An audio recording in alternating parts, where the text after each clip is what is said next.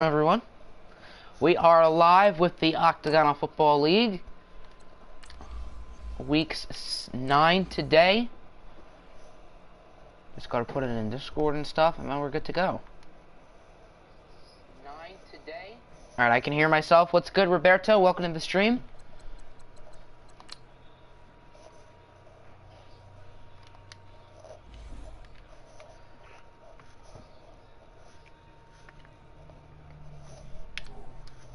Alright, so I have not done a lot of the trades yet. So, I'm going to have to do some of the trades on stream. But that should only take a few minutes. All of the trades pretty much after the roster video.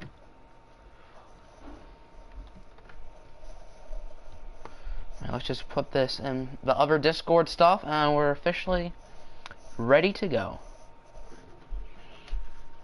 Looks like we got a couple people on. I know Roberto.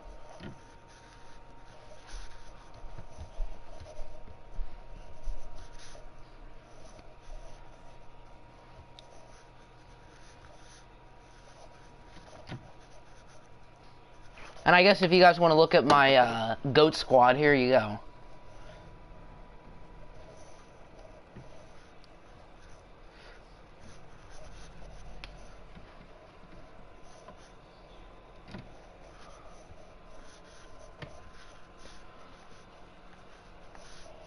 Alright, what's good? Colin, Nick, RNP.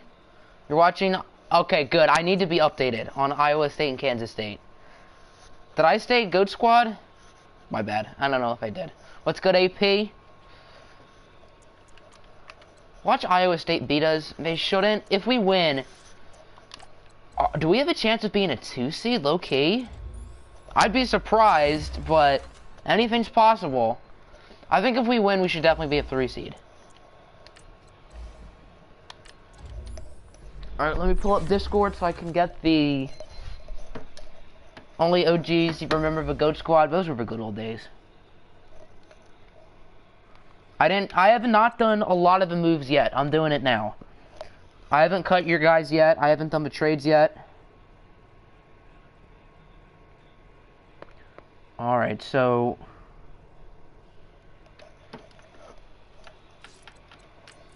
what's good, Pride? Alright, so AP is DMing me his cuts. Alright, so I know you said you wanted to cut Andy Lee.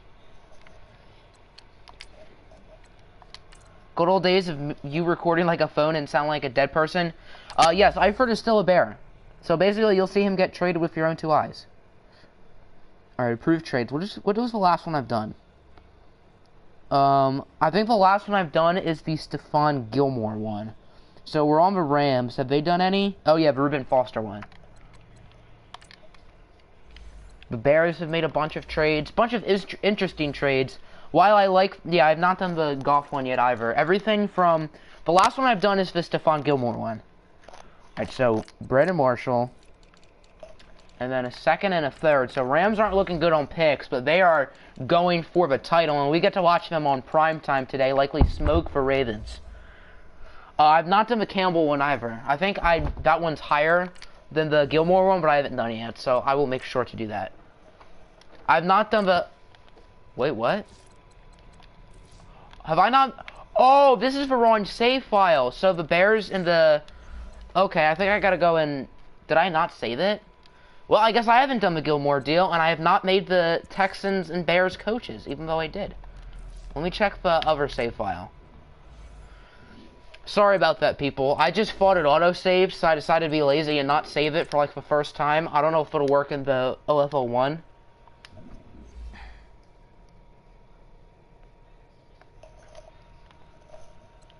Alright, fun. But now I gotta cut, what's his face again? Andy Lee.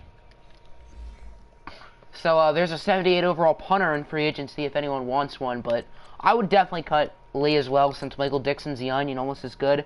Tip-off goes to KU. Good stuff, Big Mac. I assume it's Big Mac. He's been starting for us, so I would assume he's going to win the tip-off. Good start. Big Mac's been playing well. He's a big boy. He is one big boy. Oh yeah, I have to do the Reuben Foster deal. I'll do them from Highest to lowest. Actually, I haven't done a bunch of these trades. I haven't done the last one I've done is the Richard deal. You can scroll down. I haven't done any of them except for the Stephon Gilmore one. Don't forget, alright, left guard for the Rams. Yeah, this game's going to start like 20 minutes late, isn't it? Alright, so Bears, we did the Gilmore one, right? Okay, that's saved. So is the next one Geno Atkins to the rival Packers. Big Foot. Alright, Packers for a 2021 third and a 2021 fifth.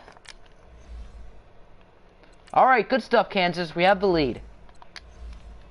We got the lead, boys. Don't forget about Tyler Eifert. He's probably next. Yeah, he's next. So Tyler Eifert will be becoming a member of the Cardinals, as well as a bunch of assets. Wide receiver Brady. Who? Tyree Brady. Alright, so the Cardinals are trading 5 things away, which means I'll have to do a separate deal where I just add, like, the Bears' worst player. Alright, so 2021 Atlanta third. I guess it's that one. Chester Rogers and Gary Jennings. Okay, and then we'll do those other 2 assets as well. Gonna do this Risner trade soon. I want my... Oh, Cardinals don't have enough cap space. Alright, so I can just cut random players if you want, Nick. I'm on the Bears. I'm done.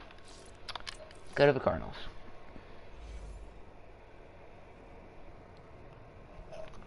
Okay, this is going to take a minute. Alright, this is what I did for my Saints, and it worked when I was doing the Gilmore deal. So just find random players who you don't care about. I assume you're fine with me cutting all of these people, except for maybe the quarterbacks. Like you, Casey Sales. I will cut him without your permission because I'm that sure. He went to Ohio. I know you don't like him. You probably don't even know him. This is benefiting you. SMU, yeah, he's not a Buckeye. Okay, I'll keep him because he has a cool name. If you want any of these guys back, you can just tell me. I won't cut Forsen because you gave up, what, something half decent? He's a rookie. Andrew Adams is on the Lions, so we'll keep him. Chester Rogers was part of a deal. Iowa State ties it up. Great. We'll cut you. You're not very special. Terrence Smith. Can you get Taysom Hill back? Do you not have Taysom Hill? Because if not, then yes. Alright, go back up to approved trade. So you got 2.33. I don't know if that'll be enough.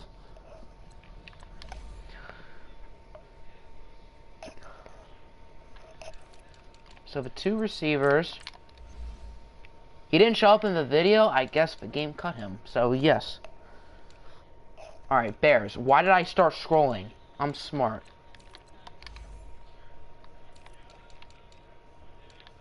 Alright, I'll go to your team after I'm done. It'll probably take a minute, though, so. Any other players? Tyree Brady. Okay, this is enough money. Perfect. I don't think Arizona's done any other trades.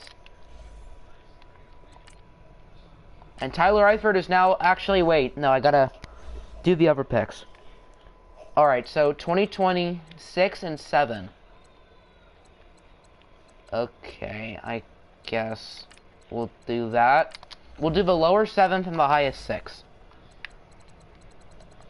Kansas up 6-5, good stuff. Alright, the worst player without a cool name, Brian Allen. Iowa State's winning. Sweet. Okay, so we need to get someone you can afford. David. You can afford him. You got 80K. Is Duke? They're playing Florida State. They got so lucky. Alright, let's go back to the Bears. They made some more trades.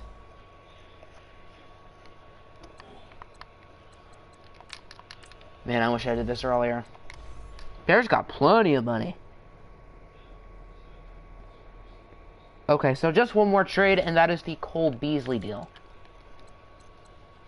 And then I think that's it for the Bears. Virginia's low-key overrated. I think Virginia's going to go far. Because I think they've learned their lesson after last year. I think they're going to use that to their advantage. And I have no clue who I'm picking to win the championship. Or the Natty. I think it could be Virginia, Gonzaga, Tennessee, Duke. Could be a number of teams.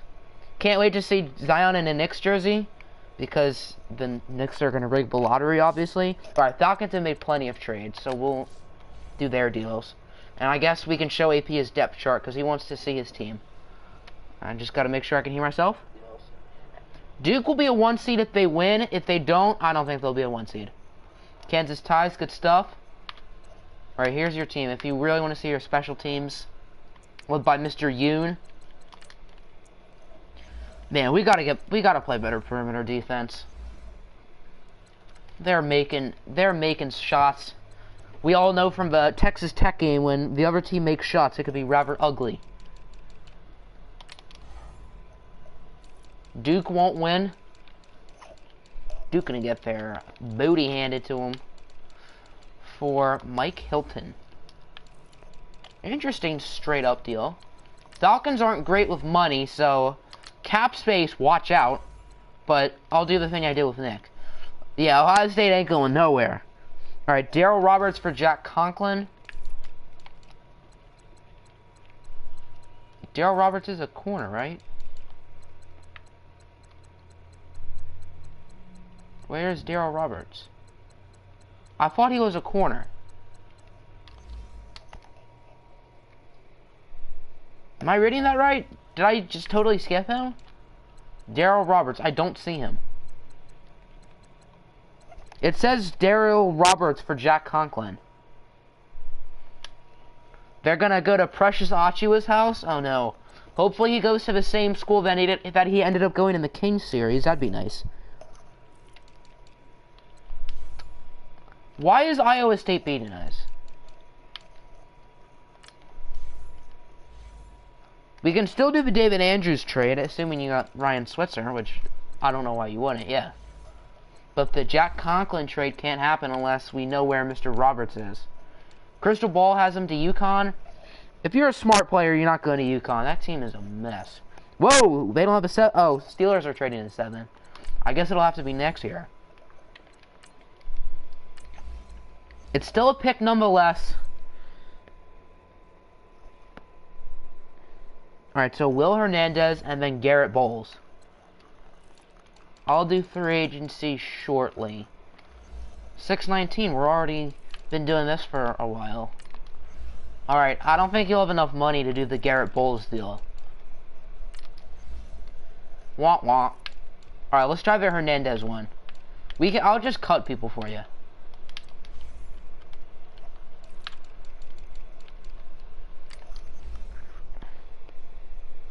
For BJ Finney, will that be enough? Oh, it will be enough. 13 to 8, that's pitiful. 2 7ths and then an IOU third. You don't have any 7ths. You only got 1. Oh, the other Steelers pick. Okay, okay. So the Falcons are out of picks. Let's just do that. And Mr. Finney. I wish I did this earlier. I'm smart.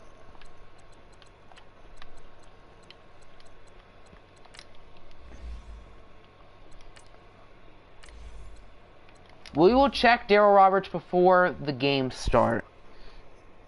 Alright, I know the Lions made a few deals. AKA like 1. Which was the Jared Goff one.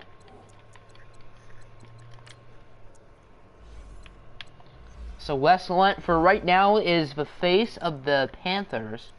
No, not quarterback. What am I doing? So 2020 first. That's for Lions first, because I know they're not doing too hot. Devin Bush. And who? Trent Brown. He's a right tackle then.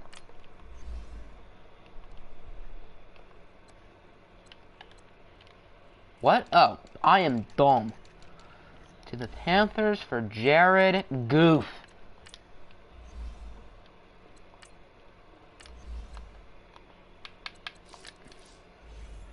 I'll check free agency. Let's see if Daryl's hiding. And then you just don't have enough cap space for the Andrews deal.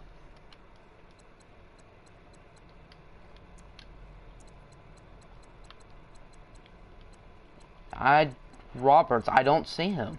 He's hiding. Guth has been traded twice. Former MVP traded twice. Alright, I assume you want Devin White to be the right outside linebacker.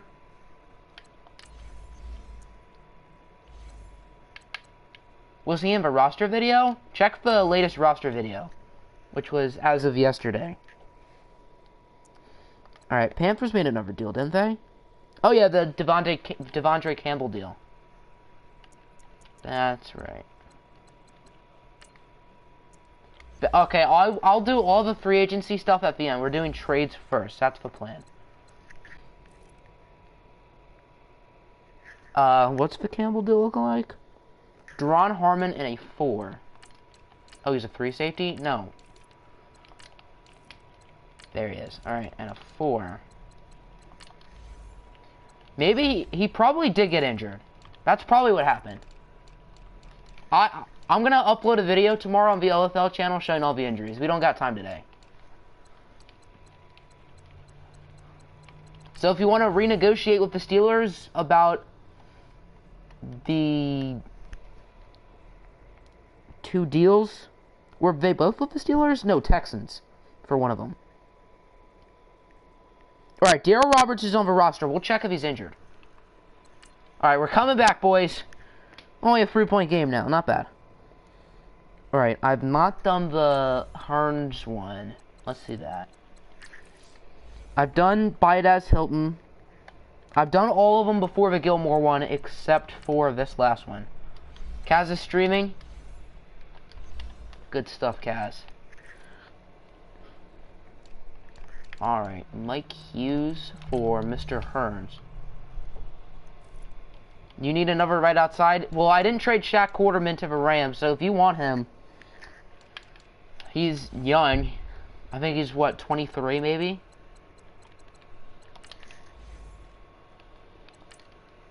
$15 to $10. He's young. Alright, so I've done all those deals. Done that, done that. Am I done all the trades? I finished all the trades. I did not realize it was going to be that quick. Alright, let's look at free agency real quick. Because Walty wants to see it. I know AP, Nick wants to see it. Shaq's 21. Wait, what? I did the Reuben Foster deal. Is there another one that I'm forgetting about? I am confused.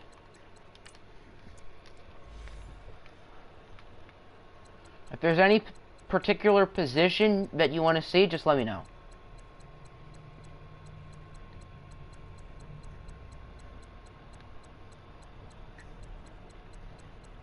I think I did all the deals other than Garrett Bowles and David Andrews because of whatchamacallit. Because of cap space and Darryl Roberts being injured. I did it in the other file. Okay, that would make sense. Wait, who's Shaq though? Shaq Quarterman? I didn't trade him.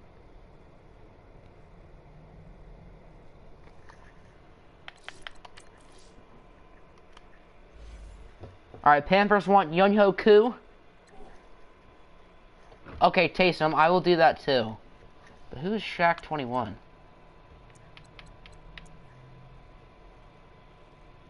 Oh, Shaq is 21? Oh. Right outside linebacker, free agencies. Alright, so we'll do Taysom Hill and then running back. Then I have to cut AP's players, sign players for Nick, sign Young-Ho Koo. That's a lot to remember. That is a lot to remember, but I can do it. Kiko, former Duck, quack quack.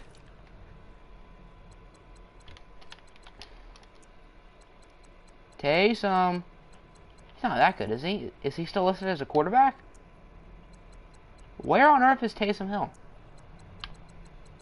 I could have sworn he was a running back.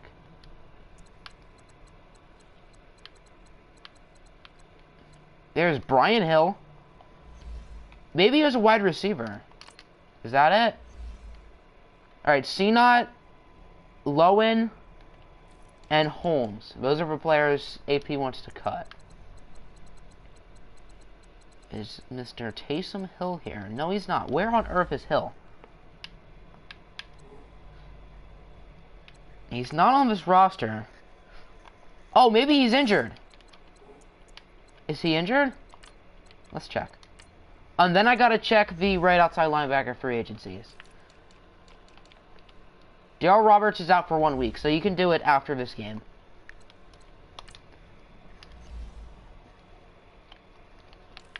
Walker. Anthony Walker. I thought he was a middle linebacker. I guess he's not in this sim. Oh well. Alright, so I might as well just trade those two guys for Carolina for like a random scrub who RMP doesn't care about. Basically someone with no value and has a boring name. So he wants you. Okay, so Holmes is one he doesn't care about. Okay. I have to trade Foster and move him and sign a left guard. Okay. So. This is a lot to remember. Where are those three dudes? I thought they were D tackles. They are not on your roster. Are they on the practice squad? This is confusing. We're starting half an hour late. Oh, did I sign Walker to the Rams? Oh, okay. I am smart. I'm doing a really good job right now. As the commissioner. I should have did all this earlier. Alright, so I'll just trade him for a random scrub. Who's boring and does not have a good name and is not good. That's my method. But AP, you don't have any of those three players. I don't know. Wait. Wait, what happened? Where is he? What team is he on? I'm confused. Oh no, the Packers I signed him to, not the Rams. I'm smart. I am smart. Alright, so I might as well do it on the Bears. Because they have moves. You signed them? I am very confused. My mind is just lost right now. I am sorry, I am a mess. Okay, so. David Moe has a cool name, Brian Allen doesn't. If you would rather trade anyone else than Allen, that's fine. Not the Rams. Alright, so everyone tell me what you need me to do, just so I have an idea, because I'm gonna forget.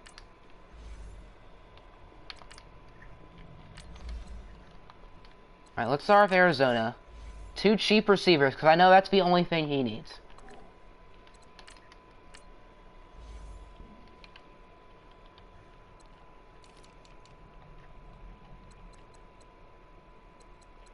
Two cheap receivers. Why didn't I just cut him? Because it's quicker, and I care about being quick. If you want Allen back, I'll just give you him back. Who is cheap here? Oh, the Cardinals got no money! So I just gotta sign random scrubs. Simi Cobbs, he's cool. Height, weight, speed. You don't got enough money, Nick. Okay, so what's next? Taysom Hill. Where to find Taysom? Is he on the practice squad? I don't think so.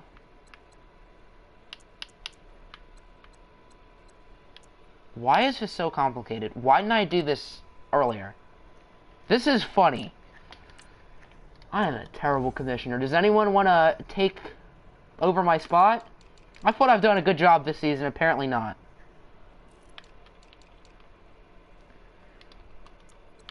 You know he has 89? Blunt is slowest. Why am I not surprised?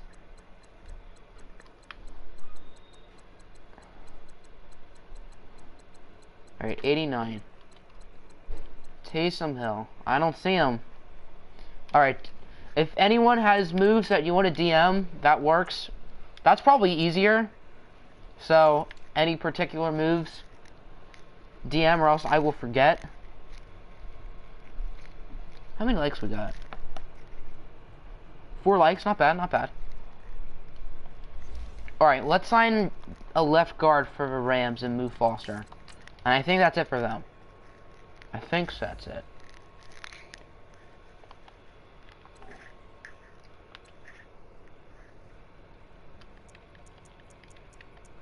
Did I do that on the old sim? I did. Okay.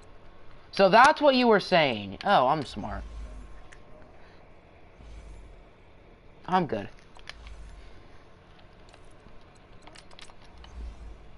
Okay, that's what you were talking about. Ruben's gonna be like a 97 or something. My goodness, that's scary. Rams got themselves a team. Lamar Jackson, Reuben Foster, Paris Campbell, who is star dev. Just need to improve that O-line and poof.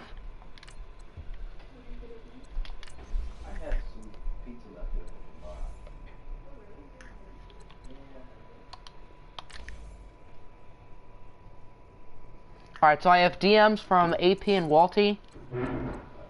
Ruben from your high school. Who's good for my high school? Can you see how much of... Okay, I'll do the scheme first.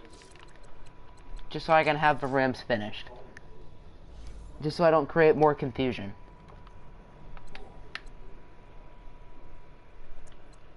Oh, you got Draymond Jones. I assume you want 4-3.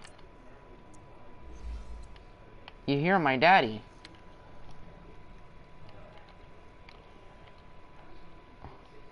Alright, multiple 4-3 is the better scheme. 78% compared to 73. So I assume that's what you want? Has Draymond Jones not played at all this year? Huh. Well, I guess he will now. Yes, we can hear Walty in the background. This is a scary defense. 91. They really don't have a hole. All these dudes are young, too. Like, it's Patrick Peterson, who's by far the oldest. I guess maybe Linval Joseph. You hear SEP? And the offense, outside of the line, you got the Harvard man, a big 4 receiver. I assume you want Campbell playing rather than Doxson. So I'll just give him a skill point. Alright, I have DMs from Walter and AP at the moment. And I know R&P wants to sign 2 of the players that AP's cutting. Wherever they are. Did not mean to do that.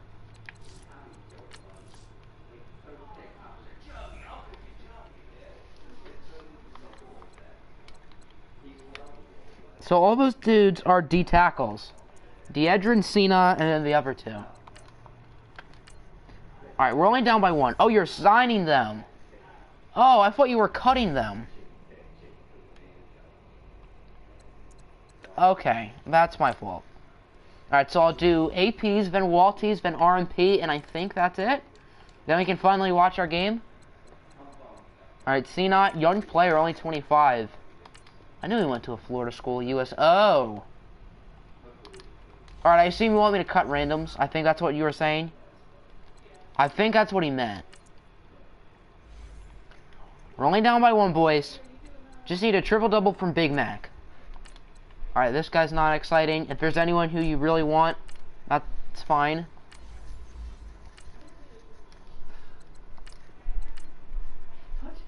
Wait, why would you sign them and then cut them?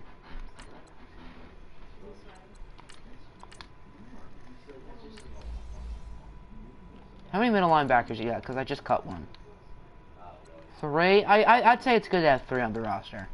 So you can keep Keith. Cut other players. Okay, that's what I thought.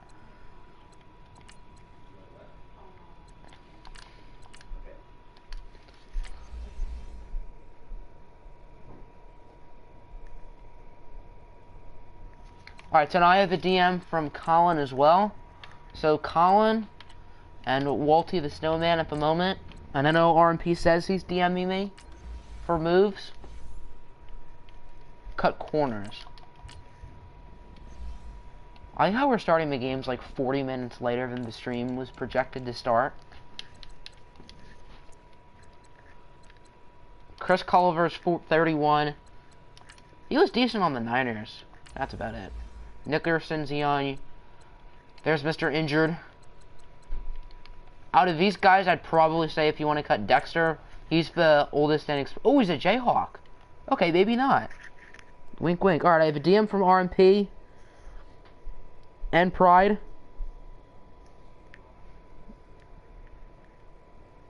From Borders down. Who's Borders? Cut Nickerson.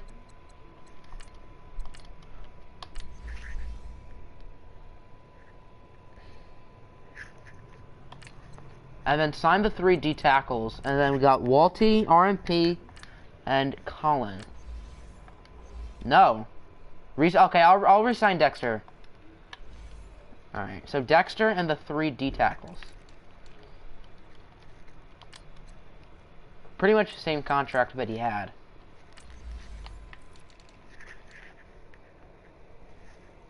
Alright, so Senat, Holmes, and Lowell. 2 mil?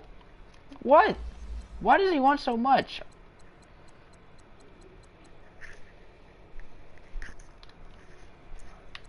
Do you still want him even though he's very expensive for whatever reason? Who's Holmes? Jalen Holmes. All these guys are expensive. I don't think you can get all 3 of them. And then Lowell. I think you only have enough for 1. So if I were you, I guess I'd go with the youngest who's good, which would be Jalen Holmes. Brantley? Michael Brantley? Or what? No, Caleb Brantley. He was good. Sign Senat? You want Senat instead? Alright, so we'll go D'Edger and Senat. What was he, a 3rd round pick? To KC, I think? Alright. And that's it for AP. Cardinals will run a 1990 throwback. Alright, so Cardinals are wearing throwback uniforms. Alright, so Walty. So, sign Matt Breida, Billings, and then cut Williams and Anderson. Oh, he's on the Falcons? Oh, silly me. That explains it. He was still a 3rd rounder, right? I'm not totally dumb. Joe Williams, and then Anderson. Rodney Anderson, he's a rookie. Sure you want to cut him? Oklahoma. I was like, Anderson, I was like, it's probably not Rodney. He's only a 72. He has potential. You can get back to me on that one. I got no clue where Taysom is. We can check free agency again. I don't know why he's missing. I didn't delete him out of the league. I promise.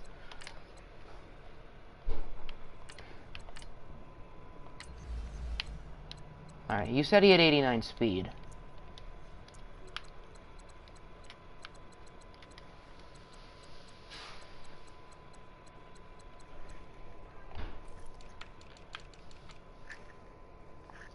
Sign Ty Johnson. Rodney Anderson is a beast in your line series. Carried us when you're pre-recording. What happened to Kerryon? Wink, wink. I mean, Madden didn't initially like Kerryon, so. Running back Johnson. Oh, Ty Johnson right here, 73.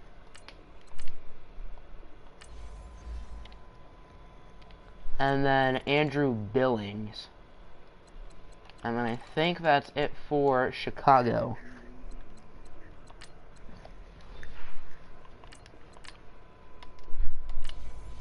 Can I get a hashtag 3RNP in the chat? Alright, RNP is up. Best T tackle, Bush and Campbell. I think I moved Bush to right outside so I can change that.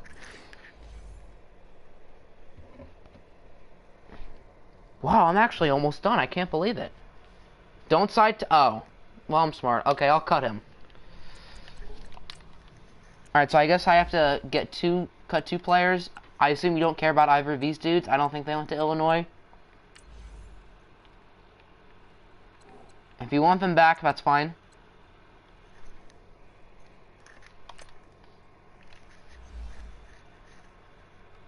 Alright, best D tackle. That is... We'll go with Ridgeway because he's younger. You hate Kerryon. Oh, you like Georgia. I mean, still, Kerryon didn't do anything to Georgia. He didn't do anything to them. That's like me saying I hate, I don't know, any random Pac-12 player who didn't go to Oregon. Or I guess any Big 12. That's like me saying I hate Mo Bamba. How could anyone hate Mo? Alright, Campbell's right. That's good. That's like me hating Mo Bamba. He's the GOAT.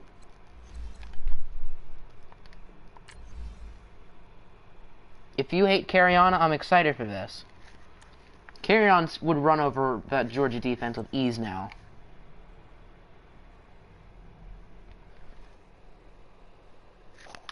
Signed Darius Jackson's in this? And Jay Prosh. Panthers have to cut someone. I think they'll have to cut a bunch of people after this. Darius Jackson in this. I did not know that. The EMU legend. Yeah, this is Darius Jackson, huh? And then Jay Prosh, former Texan. Because of Wes Lunt's horrible rating, I should move Lunt up to like a 97. Just so he gets justice.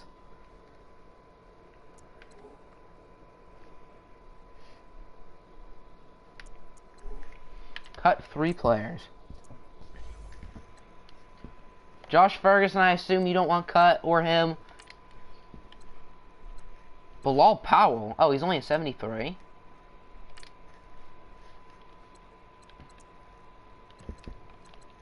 Oh, I was like, who is this guy? We haven't seen him, but it's Wes Lunt, so obviously I can't cut him. Nick Linder. Jay Prosh went to Illinois? I did not know that. Alright, is Wes the starter? Yes, he is.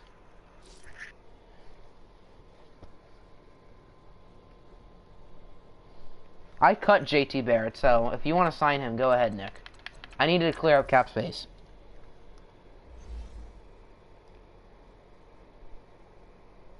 Oh, I have to do the Packers cuts. And then... Wait, JT Barrett costs like 1.5 mil. I don't think you have enough for him, Nick. I don't think you have enough. Went to Illinois, then transferred to Auburn? Because of his grandmother having cancer? Okay. I did not know that. Why are you here?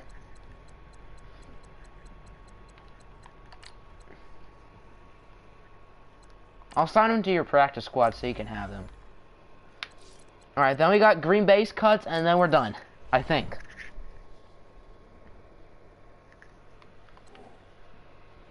So, it was cut worth 2 tight ends. Right? Is that what it said? And make the slot receiver David Sills. Okay. Why is Iowa State winning? Alright, Walter wants Peterman. That is a steal of the pickup. Bears are going to win the OFL Bowl, confirmed.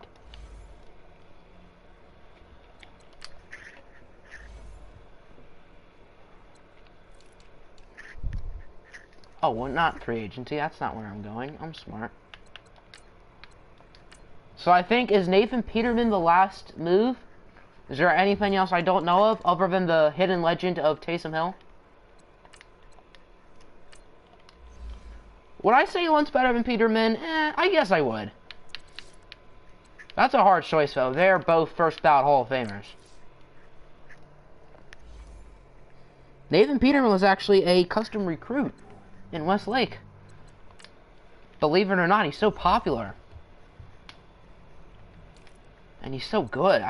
I think he went to Maryland in Westlake. Obviously not in real life, but I think he did. I wouldn't say Lunt's easily better, because we're talking about Nathan Peterman, one of the greatest to ever do it. Offer something food, Chief? You want a pack of bubble gum? I know that's not food.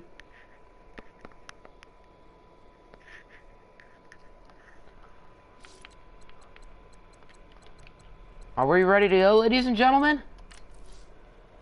We're only 45 minutes late. No big deal. No big deal. Wrong team. Silly me. I pulled out the bubble gum. Oh dear.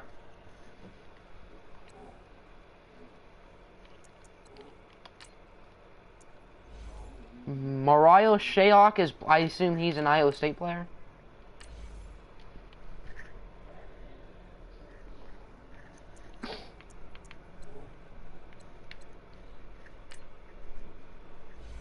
Wrong. Wah wah.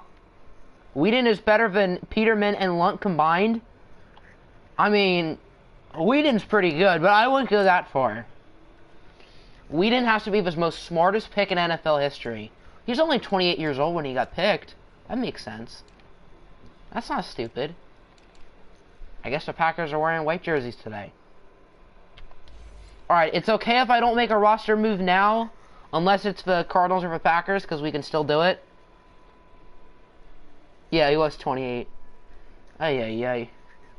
Who knows? Maybe we'll find Taysom Hill in the stands. Knock, knock. Let the devil in. Let the devil in, Daddy. What's good, Alex? Welcome to the stream. You missed all the boring stuff, and now right when you came is the good stuff. So, perfect timing. You missed all the cuts and signings that I could have done an hour ago. RMP is rooting for the Packers. I picked the Packers and pick them, so I guess go Packers. I mean, it doesn't really affect us yet, because they're both similar in record, and we're better. They got Walty rooting for the Cards, that makes sense. Go Eifert and divisional foes. Lucky you. You are lucky. Because this is going to be a good game. I think this should have been voted a primetime game, but oh well. Alrighty, the 5-3 Arizona Cardinals set to take on the 4-3 Green Bay Packers here at Lambeau Stadium, one of the most historic places in NFL history. We've only seen both of these teams once. Both of them we saw in a stream, and both of them ended up winning as the Packers beat the Detroit Lions back in Week 1, and then back in the last stream, Week 5, 2 weekends ago, we saw the Cardinals beat Carolina on a game-winning field goal as we see Drew Lock and D.D. Westbrook warming up. Westbrook has definitely been Drew Lock's favorite target this year. Last week against the Rams, 6 catches, 60 yards, and 2 touchdowns. Did I say Lambeau Stadium? Nice job, me. As we got right there, Matt LaFleur, the rookie coach, trying to avenge last year from almost making the playoffs, but not missing back when Nick DeCoach was the coach. Saquon Barkley back deep to return. Oct is in commentary mode. Don't disturb him. Alright, let's get this ready, folks. Whoever the Cardinals kicker has this one teed off. And we are underway. Back deep to return it will be Saquon Barkley, the former number 2 overall pick. Barkley, he is going to be wrapped up at the 28. Solid kick return coverage is their second-year head coach, Colin Minter. And there's the second-year quarterback, Baker Mayfield. How is Nick supposed to beat Mayfield? I got no clue. Good completion percentage, very efficient season overall for the reigning NFC Offensive Rookie of the Year.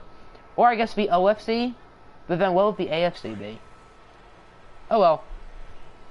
First down for Green Bay, as I'm pretty sure Kamara is wearing number 41. Can't disturb me, so no more talking in here. As Kamara with the handoff. Okay, nice spin move. Gain of 11. Kamara last week, 6 carries, 82, and on the season, he has 2 rushing touchdowns. We saw one of them against the Lions, which was like 97 yards, I think. The OAFC, okay, so Baker Mayfield is the reigning ONFC Rookie of the Year. Huh. First down now at the 39 for the Pack Attack. Fake handoff, play action. It's going to be Brandon Cooks on the screen. He is going to be brought down by Minkah Fitzpatrick, but we have a late flag. I assume that'll be a face mask, and it is. 15-3 yards for Green Bay is Minkah. When did Nick pick him? Like the 4th round? I don't know. That was back in September, so who knows. RMP cannot disturb me, apparently. Refs suck. That looks like a face mask. I don't know. So now Green Bay is at a 45. Good start, I guess. First down and a penalty. As Kamara in the backfield. They got 4 receivers set, it looks like. Mayfield finds Larry Fitzgerald, so I guess it's not a 4 receiver set since he's a tight end. Nick is going to get really triggered today. Ooh, Kerryon's playing the Lions because he's on the Chiefs in this. He's only like a 73. I have to make Kerryon a 99. I have to do it. Because he's a friggin' legend. Second down and 4 now at the 39 for Green Bay. Solid start for them. Cardinals wearing their 1990 throwbacks. As handoff for Kamara. Kamara finds the hole like my girlfriend did last night. As Cole Beasley is in the game. Former Chicago Bear. I guess that's fun. He was traded for a 6th round pick in Terrell Pryor. I think that's a fair deal for both sides. As the Packers get an upgrade, but the Bears don't get too bad of a downgrade. Plus, I assume that clears up salary cap space, and picks don't hurt. It is now first down at the 33 for Green Bay. Baker Mayfield under center. He will hand it off for Kamara. And Kamara stuffed up like Thanksgiving turkey for a loss. I think that'll make Coach Nick happy. Ryan Shazier, the new pickup with the play. Here's a look at the Packers offense. Jawan Taylor, Kevin Zeitler, James Daniels, DeMar Dotson, Deion Dawkins. And the skill positions, Brandon Cook, Saquon Barkley, Alvin Kamara, Larry Fitzgerald, and Hollywood Brown. The game has started down defense.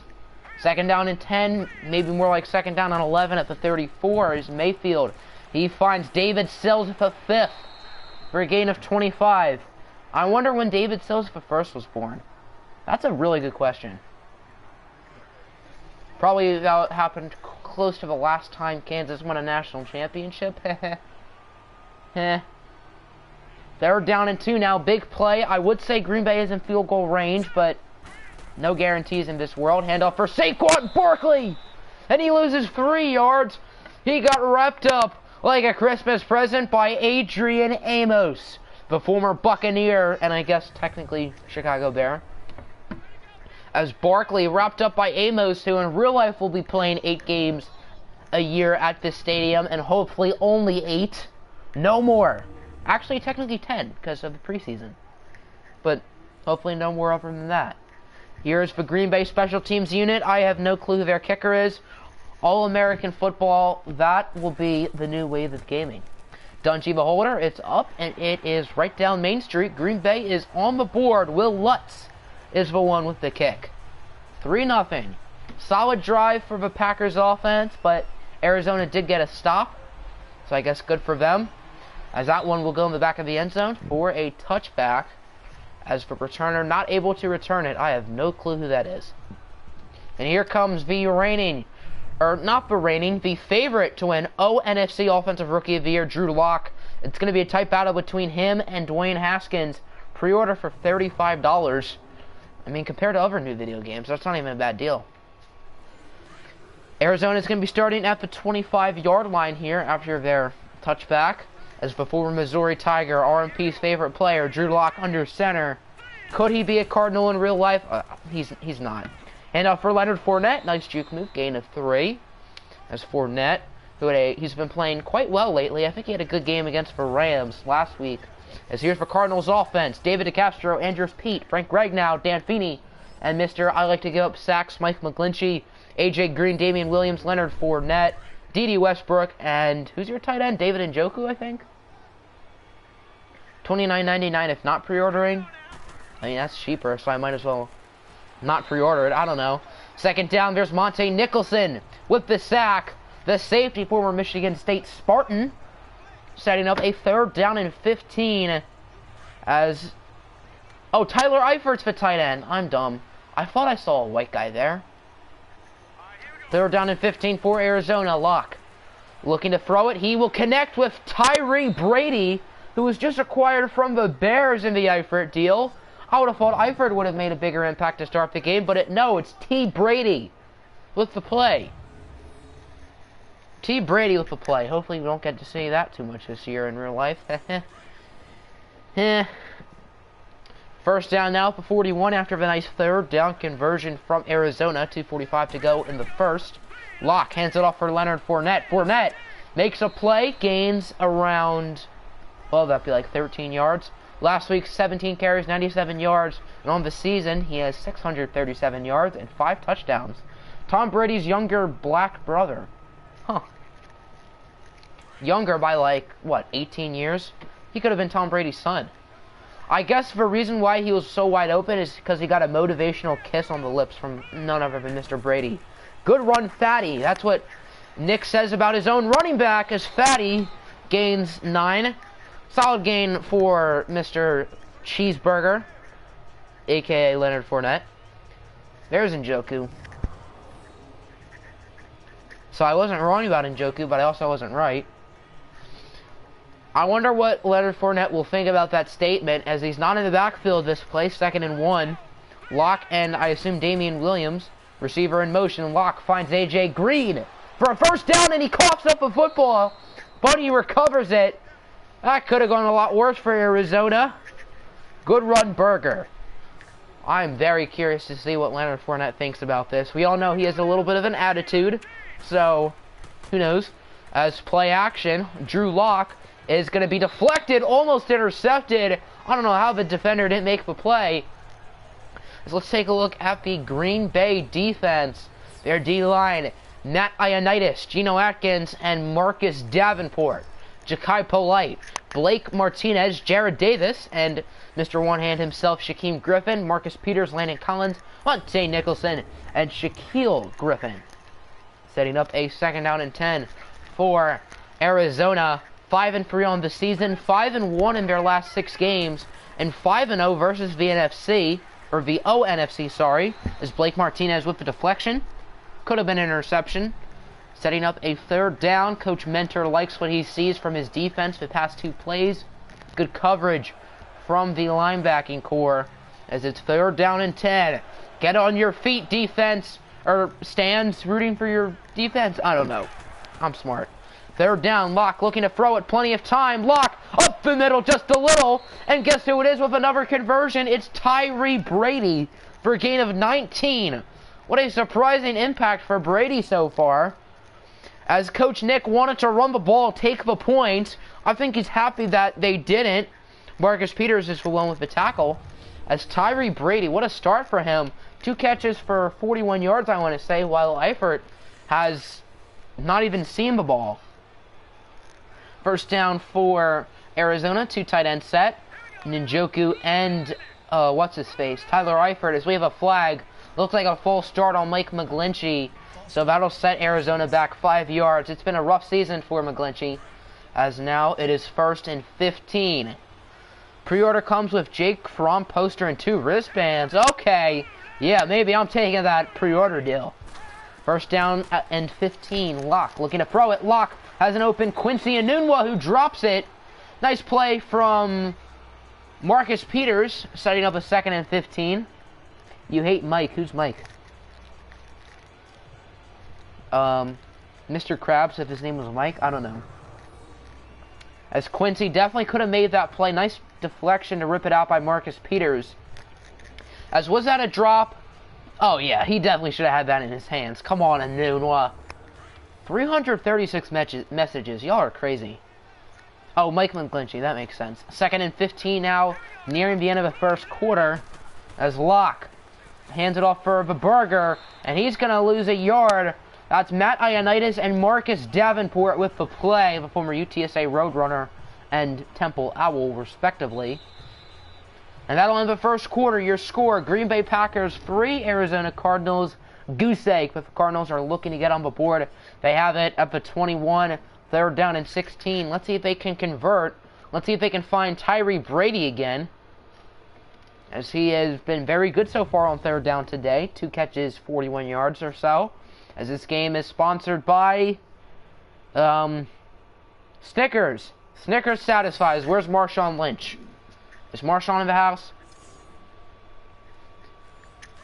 It's also sponsored by the 3 Minutes on the Clock podcast. Whoever made that, only 570 views in the last 6 hours. Not too bad. 3rd down and 16 to start the quarter. Locke under pressure. Locke looking deep.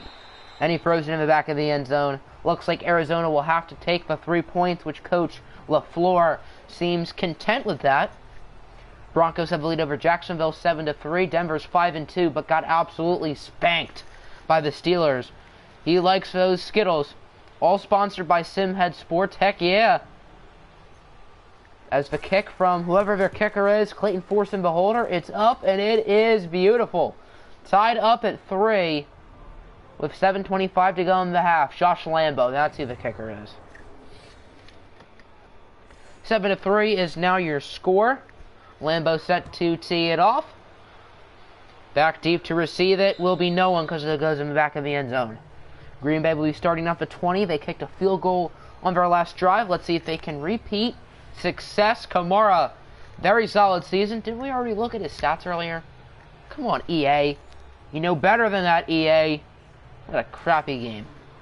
Alright, defense. According to Coach LaFleur, first down at the 25. I just realized that Coach LaFleur is coaching against the Packers. Huh. Handoff for Alvin Kamara. Kamara trucking defenders. Very solid gain of 9.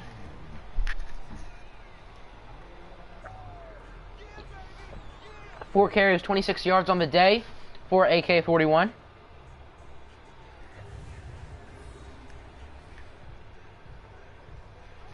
That'll set up a 2nd and 1 from the 34-yard line. Adrian Amos with the play. Midfield under center. Kamara in the backfield. 2 tight end set. Kamara with the handoff. Kamara wrapped up by the linebacker. I believe that's Ryan Shazier with another nice play. In his either debut or second game, I don't know. 3rd down and 2 now for Green Bay. Will Arizona get a stop and force a 3 and out? Pitch to Kamara. Can the safety make the play? No. But it's number 59 who does. And Kamara doesn't gain anything. Matt Milano with the tackle, setting up a Packer punt most likely. 3 and out.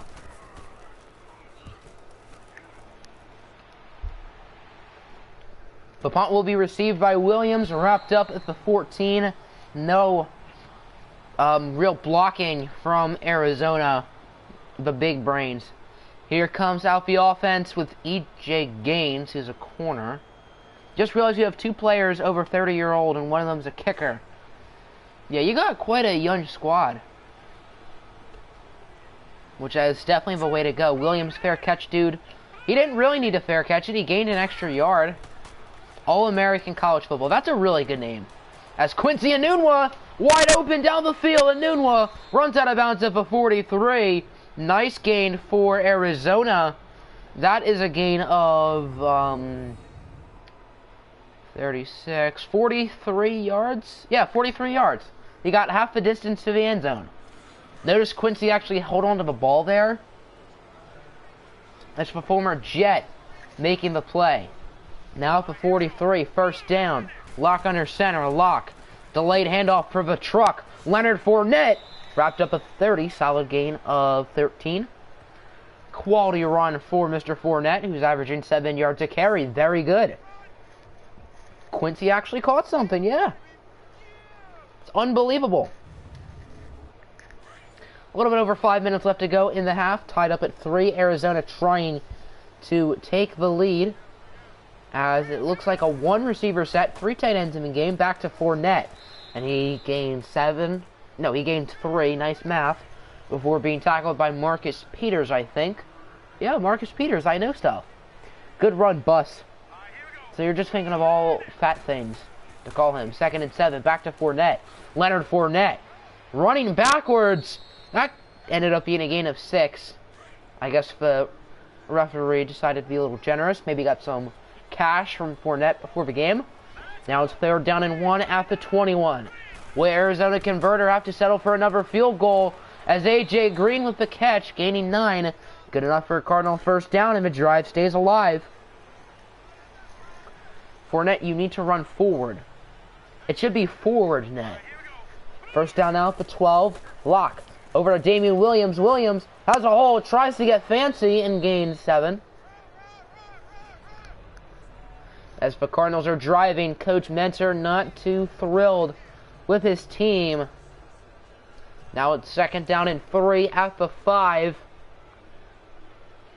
As Lock under center. It looks like a 2 tight end set. Lock looking to throw it. Hopefully he doesn't pull off a Russell Wilson, right? Over to A.J. Green. I don't know what Shaquille Griffin was doing, and that'll be an Arizona touchdown. They take their first lead of the day. Just give it to the Bullfrog. Well, if A.J. Green's a Bullfrog, then there you go. As the former Georgia Bulldog making the play. And the Cardinals take the lead with 2 minutes and 50 seconds left to go in the first half. I believe Arizona starts the second half with the football too, so let's see if the Cardinals can give themselves another win, improving to 6-3, putting them in legit contender status. 7 plays, 87 yards, 3 minutes and 22 seconds, and an Arizona Cardinal touchdown. As all high fives around, Mayfield hoping to rebound. I guess A.J. Green's a Bullfrog now, yeah. As that one will go in the back of the end zone. No return for Mr. Barkley. And that'll set shop up at the 25. Why are we only being shown Alvin Kamara stats? We don't care. We've already seen it enough. Cardinals just can't beat the OAFC North, yeah. Watch out for the Bengals. First down up at 25, Baker Mayfield. Back to Kamara. Kamara, nasty spin move on whoever 51 is. And that'll be a gain of 2, but still a filthy play nonetheless. So with that logic, yeah, the Cardinals will go 12-4. Actually, no, they'll just tie the rest of their games. So they'll go 5, 4, and 7. Second down and 8, nearing the 2-minute warning. Mayfield, he will hand it off for AK-41 Alvin Kamara for a gain of 4, setting up a third down and 4. Will Green Bay have to punt it again? Find out next time. Third down and 4. We've hit the 2-minute warning. Here in the first half, Cardinals have the lead by a score of 10-3. I wonder when the pass is going to come. Maybe now? Maybe? Just maybe? Third down and 4 at the 31. 2 minutes to go until halftime. Both teams have all 3 timeouts. Both of the safeties coming up close as Mayfield connects with Brown. We have a late flag. If you pre-order, you get the game a week earlier and get all that extra stuff. That sounds like a pretty good deal to me. As the flag will be an illegal block in the back on David Sills. The play does not count, but it's 3rd and inches, so I guess it's not the end of the world, most likely. 3rd and inches. Can Green Bay punch it in? I shouldn't really say punch it in. That wouldn't really make sense there. As Mayfield with the pass, and it's incomplete. Deflected by number 38. And that'll set a Green Bay punt because of a David Sills penalty. Unless they go for it, which I don't see happening, so the Cardinals can take advantage. Marquette King almost blocked. It looked like he bobbled it for a second. And Damian Williams does not call a fair catch. It looks like it worked out there. As Williams putting a defender on skates. Pre-order $35 a week earlier in merchandise. That sounds like a great deal. As Damian Williams, 1 carry, 7 yards. Wow. That's impressive, I guess. First down now for 26. Let's see if Arizona can extend this lead before the end of the half. As Locke and I assume Fournette in the backfield, or maybe Damian Williams. Locke finds D.D. Westbrook for a gain of 8. No huddle, maybe? Drew Lock, solid game so far, 7 for 7, 190 yards and a touchdown. Hopefully you throw some interceptions to help out my man's Dwayne Haskins. Cardinals not in much of a hurry yet, but they got plenty of time, so that's not really an issue.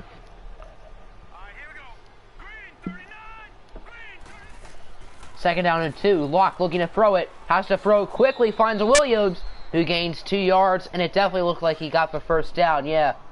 So, clock is ticking, just a minute and change to go in the half. Remember, Arizona does receive the ball to start off the second half. As Drew Lock looking to throw it. Lock up the middle, and it's intercepted by Shaquille Griffin. And Griffin will take this one the distance. And the Green Bay Packers tie it up 42 yards. The former UCF Knight. What a play. Huge momentum shifter for the Green Bay Packers. It wasn't looking good for them, but a turnover. Griffin with the play, and he's going to take it home untouched like weekend homework. You can't spell intercepted without the D. I don't know why we're looking at his feet. That's definitely not the touchdown Nick was looking for. And what's up, Bliss? Dungy Beholder. The kick from Lutz is up and good, and we are tied up at 10. Tigers are having 30. Tigers are sucking. That's all that we need to know. As the kickoff will be received by Damian Williams at around the 4 or 5 yard line. Williams wrapped up of 25. Locke is better than Wentz. Definitely. I would say Locke has been better so far, but we still have another half of football to go. RMP is back. I need a Kansas update. How much are we losing by? You just took a massive one. That's fun. That's what Drew Lock just did. Oh my word! Back-to-back plays is a Shaquille Griffin pick 6. What has happened? This game was just 10-3, and then Shaquille Griffin with 2 pick sixes, and we're losing by 10. Great. But what a turn of events. Shaquille Griffin with back-to-back pick sixes. Have yourself a day, young man.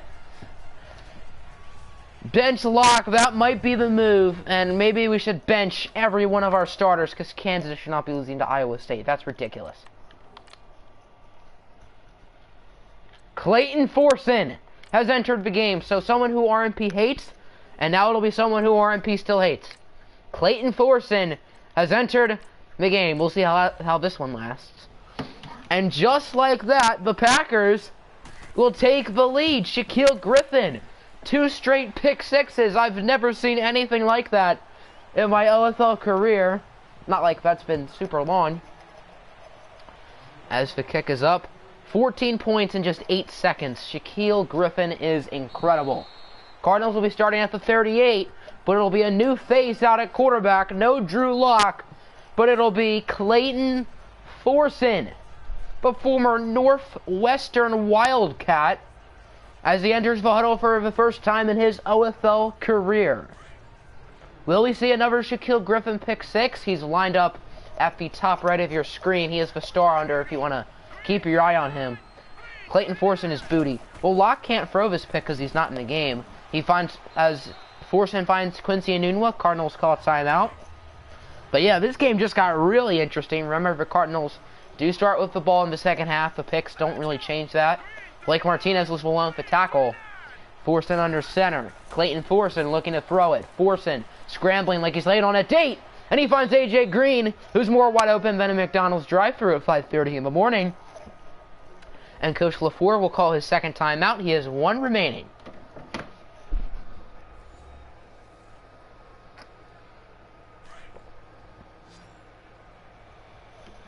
First down now for 44 for Arizona. Let's see if they can put up some late points to end the first half.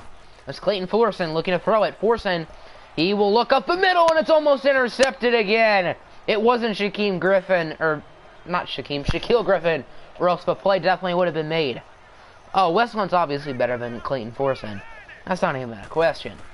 Second down, Forson looking to throw it. Clayton Forson has more time than someone waiting in a Burger King drive-thru, but he's going to be sacked by number 59, whoever that is. Setting up a 3rd and 20, Cardinals out of timeouts. And it looks like they're still going to go for the big play, which makes sense. Unless they throw another pick six as Forson looking to throw it. Forson, you might as well call him Kim Jong-un, because he's launching nukes, connecting with Tyler Eifert. His first catch is a Cardinal, but the clock is ticking. Will they get... How did they get the field goal unit out so quickly? Magic. Drew Lock the holder. It's up and it's good.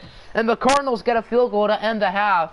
3 for 4, 60 yards. Clayton Forson played pretty well in that half. That was Tyler Eifert, his first career catch as a Cardinal. But Tyree Brady, the other guy you traded, has 2 catches for like 40 yards. So he's been even better. As the Packers offense has 17 points, but yet they don't even have 50 yards of total offense. Let's head out to Jacksonville. Broncos and Jaguars, 2 potential AFC contenders. Denver coming off a bad loss last week to Pittsburgh, up 21-10 with 2 touchdowns from Alex Smith. Now to Minneapolis, as for Raiders and Vikings. Well, it's a user game, so that's why, because the Vikings are a user. Thanks for that update, guys. Now Chicago at Chicago. What is this glitch? The Bears have a bye week, so okay. Thanks for the update, EA.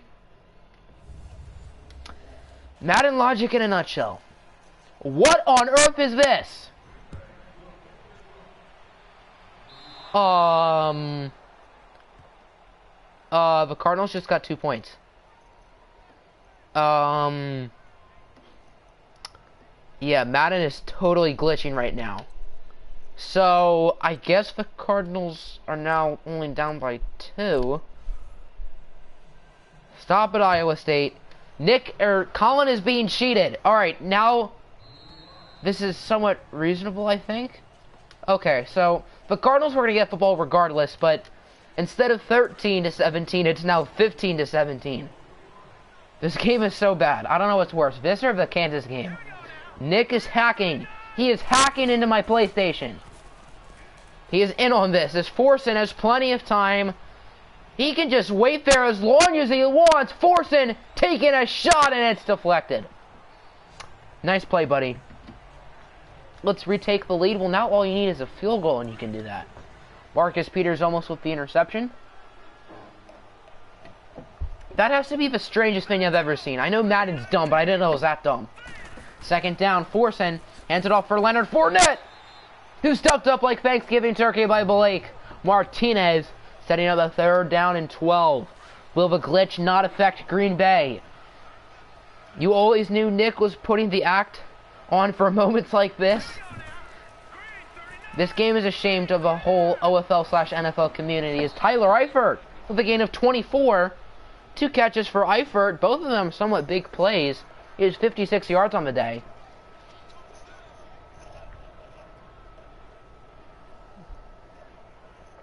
Yeah, there were no defenders around him. And Nick is hacking. He's clearly hacking. This is some quick maps. It went from 13 to 15. Remember last year, the Cardinals and 49ers had a really strange ending. I think the time winded down, but for whatever reason, I think Arizona got another chance to kick the game winner, but this has to be stranger. Or maybe it was San Fran who kicked the game winner. I don't remember. Nick, when he lost, complains that the other team cheated, but he cheats exactly. Second down and 6. Clayton Forsen hands it off for Leonard Fournette. Fournette with a nasty spin move, and he does it again. And he gains 9. Let's pretend the Packers got the ball, then a safety happened. Alright, we can pretend. So the Packers got it to start both halves. How are you going to explain that? Those were some nasty spin moves by Fournette, though. Can't lie. Nice drive for Arizona. Their offense is playing really well at the moment with Clayton Forsen at quarterback. First down, Forsen under pressure from Davenport. And Marcus Davenport gets the sack for a loss of 10. Big play from a former UTSA Roadrunner. We can pretend, but that's what happened. Well, I guess that's a good play for the Packers. A sack by Mr. Davenport. Setting shop. Second down and 20 at the 49 now for Arizona. As Locke under center, we got the bulldozer, the truck, the bullfrog, the hamburger, whatever you want to call him, in the backfield. Leonard Fournette with the handoff. Fournette trucking a defender, gaining 11. Setting up a third down and 9, in which I assume will be a pass, so I can tell that's what Nick wants. I bet everyone's rooting for the Packers now, just because of Nick cheating. Watch the Cardinals kick a game-winning field goal and win by 1. That would honestly be hilarious. This is Lambeau range right here. This is close to Lambeau range. I won't guarantee it yet. They're down in 9. Forsen looking to throw it. Forsen has plenty of time, and he's going to be sacked again. Ja'Kai Polite with his second of the day. Not a polite play, but still a nice play nonetheless. And yeah, you're definitely not in Lambeau range anymore. This will be a 64-yard attempt, which is tied for longest in NFL history, set by the man, the myth, the legend, Matt Prater. Bradley Pinion on the punt, trying to pin him deep. Or pinion him, I don't know. Pinion deep? That's corny. If only that N was an M, then I can make punning jokes. This is the 4th time we've seen Kamara's stats. This is ridiculous, Madden. This is absolutely ridiculous. Every one of the camera workers here at the Octogonal Studios, I don't know, you're all fired. Get out. 3:51 left to go in the quarter. Baker Mayfield looking to pass. We've not seen a lot of this Packers offense. The Cardinals have hogged time of possession as Mayfield has nothing but green grass ahead. He runs for 29. Card collector and microtransactions. You can't have a good game without microtransactions. Is card collector sort of going to be like a MUT or a My Team thing? As Baker Mayfield showing off the wheels, showing that he's a dual threat quarterback, maybe. Maybe he is. Baker Mayfield dookie. First down at the 44 now. Mayfield and AK-41 in the backfield. As Mayfield back to Kamara, who is lit up like a Christmas tree. The play is made by Montez Sweat, I think. No microtransactions. Say what? Okay, now that's definitely a cop. That's definitely a cop. That is absolutely the move. You got to learn all this Madden and 2K and MLB The Show and pretty much every video game that exists. As on second down, Larry Fitzgerald snags it, and Fitzgerald playing his former team. I didn't really talk about that at all. That's an interesting storyline. Nice first down for Mr. Fitz. You can earn players by achievements. Wow. Earning players by playing the game, not spending money. Would you look at that, 2K and Madden? Why don't you try that? As that very well could have been intercepted by Josh Allen, but he's not particularly great in coverage. He's not terrible. He can play a little bit of inside linebacker if he wants. But, I mean, this team is Ryan Shazier, so there's no need. First down now at the 39-yard line is Baker Mayfield back to Kamara. Kamara, nice run of 5. Not too exciting, not too bad. 10 carries, 34 yards on the day for Kamara. Second down and 5 here at the 34.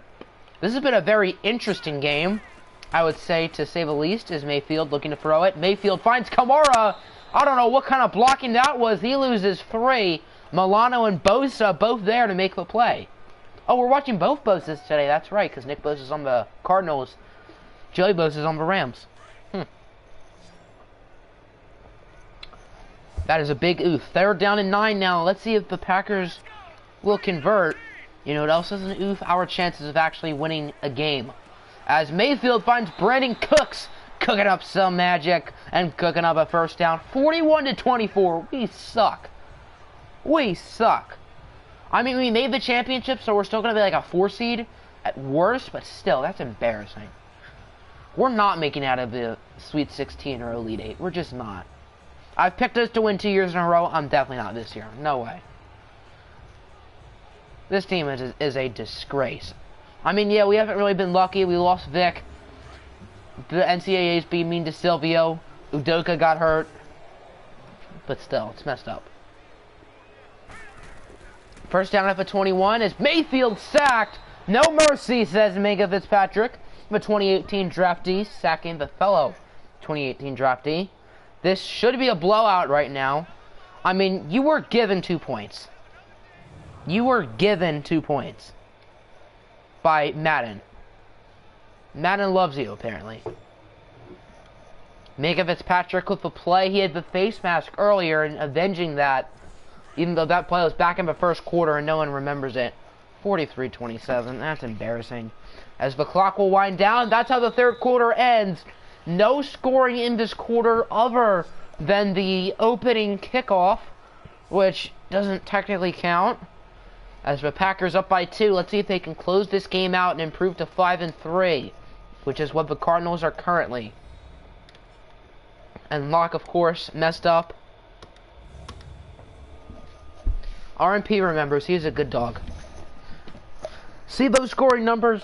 Madden cheese in a nutshell. 43-31. All right, we're coming back, boys. We're coming back. Maybe if Quentin Grimes is consistent for a whole half, maybe we'll have a chance. Second down and 16. Mayfield finds Larry Fitz. Solid gain of 5. Very pedestrian play. I would not show that in a regular video, so here you go. You get to see it. Congratulations. Now it's third down and 11. Big play right here. AO is better than Quentin Grimes. That's honestly true. Quentin Grimes needs to learn how to be consistent and how to consistently make the ball into the bucket. Third down and 11. David Sills is wide open, bringing it to the 6 for a gain of 16. Baker Mayfield 8 for 9, and he has a magical 69 passing yards today. Busy day for him. That's probably more than... Actually, I don't think that's more than luck or forcing, to be honest. I don't know. RMP is happy since he's rooting for the Packers. I guess I'm technically rooting for the Packers, but I really don't care that much. Actually, I want to see the Packers win. I want to see Nick triggered. Kamara gains 3, second and goal at the 3. Packers are now half the distance to the goal line. Mayfield and Kamara in the backfield. Saquon does not have a touch yet as Marquise Brown is wide open. Brown, who's had a very good rookie year for Green Bay, with the touchdown and the funky celebration. And for the first time today, it's now a 2-possession ball game. And Green Bay takes the lead. Who doesn't want to see Nick triggered? Exactly. Exactly. If only the AL Central wasn't dookie, then the Indians couldn't lose and he'd get triggered. Nick hates this game, says the cheater. Nick found a way to cheat and will likely still lose, as the extra point from Lutz is good. Why was Bosa in coverage? That's a good question. That's a really good question. Damian Williams receives it around the 5. Williams gains 22. And now it's time for Clayton Thorson to have ice in his veins. I assume Nick still wants him in the game. Nick cheated, still loses. Nick's life in a nutshell. Cleveland sports in a nutshell. Yeah, Thorson, play action. Thorson, he's going to launch a dart for Quincy Enunwa. We just saw a play very similar to that back in the first half. And you know what happened later in that first half? 2 pick sixes. Will we see it again? Nick is firing the defensive coordinator. Good for you. Nick cheats, loses, and fires coordinators. That's what he's going to do.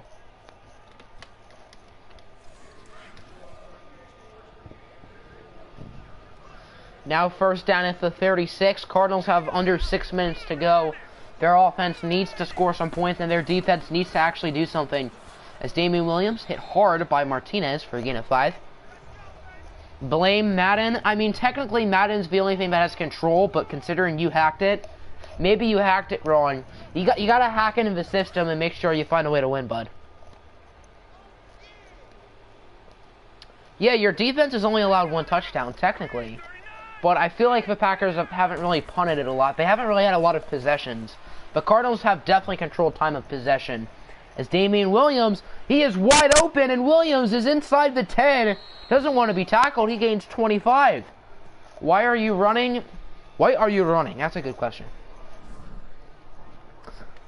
I said it, and I realized I had to bring the meme back. Why are you running? First and goal at the 6. I need to stop. 4.5 minutes to go. Can the Cardinals punch it in and make it a 1-possession game again? We got ourselves a flag. Probably a false start of some point, of some sort. And it is. I know Nick loves that. 47. Is that for fullback? Is that for fullback with a false start? I don't know any offensive lineman wearing 47. First and goal now at the 11. Thorson over to Fournette. And he only gains 1. Nice play by Ioannidis. I know Nick does not like the play calls at the moment from his coach LaFleur. It's 2nd and goal now at the 10. A field goal is acceptable technically, because if they get a field goal, stop Green Bay, and then get a touchdown, they would undeservedly win. 2nd and goal, Jacob Hollister is the motion man. Looks like a run formation, and it is, as Fournette does not gain anything. And Njoku's injured. Considering he's the backup now, I guess that's not as big of a deal as it would have been maybe last week. But obviously with the Eifert addition, it's not. 3rd down and goal at the 10. Arizona needs to punch it in. I mean, they don't need to because of Nick's hacking, but they kind of do. 3rd and goal. Thorson scrambling a little bit. Thorson under pressure, looking for the end zone. And he finds the new acquisition, Tyler Eifert, for the touchdown. Oh, yeah, the Packers really had Njoku, and then the Packers fleeced him. Oh, yeah, Njoku's playing his former team, technically. That's right. As Eifert, the former Chicago Bear, with the touchdown. Eifert had a slow start, but has made multiple big plays today, and the Cardinals are still in it. He got both feet in for sure. As both of the players for Cardinals got in that deal, played well today. Tyree Brady was good in the first quarter. Tyler Eifert has been good in the last 3. And it's just a 2-point game now. Should be a 5-point game. Why would it make sense to go for 2? That makes no sense. That literally does not help you, because if you miss it, it's a 3-point game. Field goal ties it. But if you're down by 2, or if you're down by 1, a field goal wins it. The only difference is if you get a safety, and you're not getting a safety, bud. So now the Cardinals defense needs to stop. This Packers offense has so much talent. Baker, Saquon, Kamara, Cooks, Hollywood Brown. But let's see if the Cardinals can get a stop. If they have ice in their veins and they can win the game, is Saquon Barkley with the football. I don't think I've said that once today. And the offense trying to close out this game. Let's see if they will do it. 3:44 to go. Both teams with all 3 timeouts. Mayfield and Kamara in the backfield. I assume we'll see a lot of runs, but this one starts off with a pass as Mayfield is sacked by the former Mississippi State Bulldog, Montez Sweat. Good start to the drive for Arizona as Green Bay will be chewing clock, unsurprisingly. Sweat's third sack of his career, end of the season. You didn't dominate this game, but you got to rip Cardinals from Redhead. What's up? As Kamara on the run. Nice gain of around 7, setting up a 3rd down and 8. This will likely be the last play until the 2-minute warning, assuming Green Bay knows how to manage the clock. So we're in a really interesting position right now. 3rd and 8. Let's see if Green Bay gets the first down first. Is Mayfield looking to throw it? Mayfield under pressure. Sweat sending pressure, and Montez Sweat with another sack. Big play right there. We dominated this game, throwing 2 picks. Oh, we got both the Ravens and the Rams in here. I just realized that, since those 2 teams will be playing right after this. But big drive from Montez Sweat, getting 2 sacks. And the Cardinals can win this game with a field goal because Nick cheated. Yeah, the Packers offense has barely seen the ball, so it's not really their fault. Packers offense has been pretty efficient. As you can see, the scoring rundown. The Cardinals have not had the lead except for when it was 10-3 as Marquette came to punt it. Cardinals have all 3 timeouts. That one will land at around the 28. Damian Williams with it. Spin moves up at 32. Field goal or touchdown takes the lead. Blame Madden. Why are you blaming Madden like it's a bad thing? And Madden has helped you today. This should be 20-24 right now. And then maybe you would have gone for 2. And probably missed it. I don't know. Forson looking to throw it. He has all the time in the world. Dumps it off for Damian Williams for a gain of only 2. I'm writing my heavily worried complaint to Madden. Yes, we all need to complain to Madden because this has been ugly. But it's been a pretty good game. We don't really know who's going to win, so I guess there's the suspense. As Forson, plenty of time, and it's incomplete. Tyler Eifert was the intended target. Huge stop for Blake Martinez as he's below the deflection. This might be the biggest, most crucial play of the game. 3rd down and 8, 1:29 to go. If, let's say, Arizona throws an incompletion, what would you guys do? Go for it or punt? That's a really tough choice. I would probably punt it. As Forson looking to throw it, Forson finds Fournette, who's wrapped up by Landon Collins. Cardinals call a timeout, so that means they're going to keep the offense on the field. 4th and 6. If they don't get it, Green Bay runs up the clock, and the Cardinals will have at most like 30 seconds to drive down the field.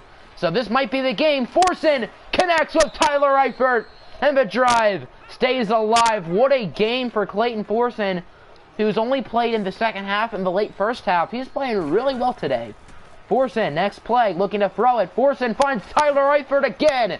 And Arizona is at field goal range. Green Bay uses a timeout. Both teams have 2 remaining. Wow. Are we going to see another game-winning field goal? My goodness, we've seen like 4. As we have a flag on the play. It looked like it was close to the line of scrimmage, and it's going to be another false start. Nick wants to chew the clock. Yes, he cheated. If Nick wins this game by a field goal, like if he scores a touchdown, whoop-de-doo, but if he scores a field goal and wins, we're all going to be salty. 1st and 15, and a 4 for Fournette, who gains 2. Green Bay calls the timeout. So yes, Arizona's chewing the clock. Assuming Arizona chews effectively, the Packers are going to have like 15 seconds. Nick deserves a forced loss. I won't force loss because I'm nice, but I'm kind of rooting for Green Bay. As Fournette on the run, he gains around 6. Green Bay is now out of timeout, so they're going to have like 10 seconds with the ball. Wow. Colin is going to be very salty. And I'm going to be salty because I got this game wrong and pick them. 3rd and 7. Arizona just cannot mess it up. Handoff for Leonard Fournette. Fournette wrapped up by Martinez, and it looks like the Packers will probably have around 8 seconds to launch a Hail Mary. Here we go, everyone. Josh Lambeau for most likely the win. We saw the Cardinals kick a game-winning field goal 2 weeks ago on stream. Will the same result happen? It's up, and it is money. Nick is a cheater. He is a cheater. Green Bay deserved to win this game, but Madden has spoken, and they want the Cardinals to win. The Cardinals improved to 6-3, and they look like legit. I wouldn't say contenders, but they're in a good position. Green Bay goes down to 4-4 in a very open division. The Lions are a mess. The Vikings are stuck in the middle, and the Bears traded a lot of good players today. So the NFC North is going to be very interesting to see how that turns out. Nick even admits he did not deserve it. 9 seconds left. If I was Green Bay, I would try to go for like an out route for a gain of 20 and then launch a Hail Mary. Okay, what are you doing? Baker Mayfield, you're on drugs. That's how this game ends. One of the most craziest games in OFL history results in a 1-point Arizona win.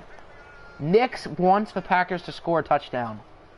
So, what a football game. The Cardinals win 25-24 off of a game-winning field goal.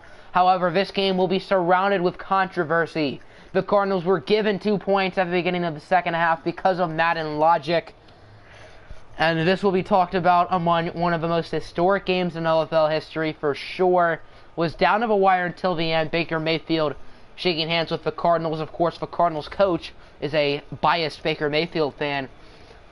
As what a game. That was exciting and a little bit stupid. The Cardinals definitely slid some cash to the refs, no doubt. I don't know how much, but they paid a lot. What a game. Shaquille Griffin with 2 pick sixes, which led to the benching of Drew Lock and the emergence of Clayton Forson, who I assume will be the starter for now. This game is really a shame for all of these sad Packer fans. Actually, you know what? Why are all the Packers fans cheering for 1? And 2, sad Packers fans leads to a happy me. Suspend Baker? Why would we suspend Baker? Nick agrees with everyone. The most biased person in here agrees. But Clayton Forson did play really well. I'm not even going to lie. Alright, so time for OFL Primetime. Rams and Ravens. We get to see the Lamar Jackson debut, and I guess we get to watch Baltimore, too. We haven't seen them yet. So I'm very curious to see how they play. So, Redhead, who do you want to be your quarterback? Jameis? Tannehill?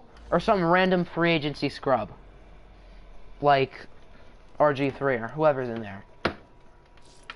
And if either of you guys have uniform requests, we can only take 1 request, but we can still take one. Big Smoot. Cardinals can't pay their highest paid player and has to cut them. RG3 is going to be the Ravens quarterback. I'll show you the whole free agency for someone you'd rather. RG3 is the only one I know. Mustard jerseys. I assume those are the yellow ones. Okay, so since the Rams are on the road, we'll have to... I know on the road they usually wear white, so we'll have to edit that. RG3 is the highest rated quarterback, but you got some other players in here. Kyle Shermer. JT Barrett. Christian Hackenberg. Gardner Minshew. Jake Rudock, the current Dolphins starting quarterback. Cardinals must trade Smoot to the Panthers for nothing. That's fair. RG3 will be starting today for the Ravens. RG3 versus Lamar Jackson. Would you look at that? 2 very similar players. In real life, they're on the same team, but in the game, Lamar Jackson was never a Raven.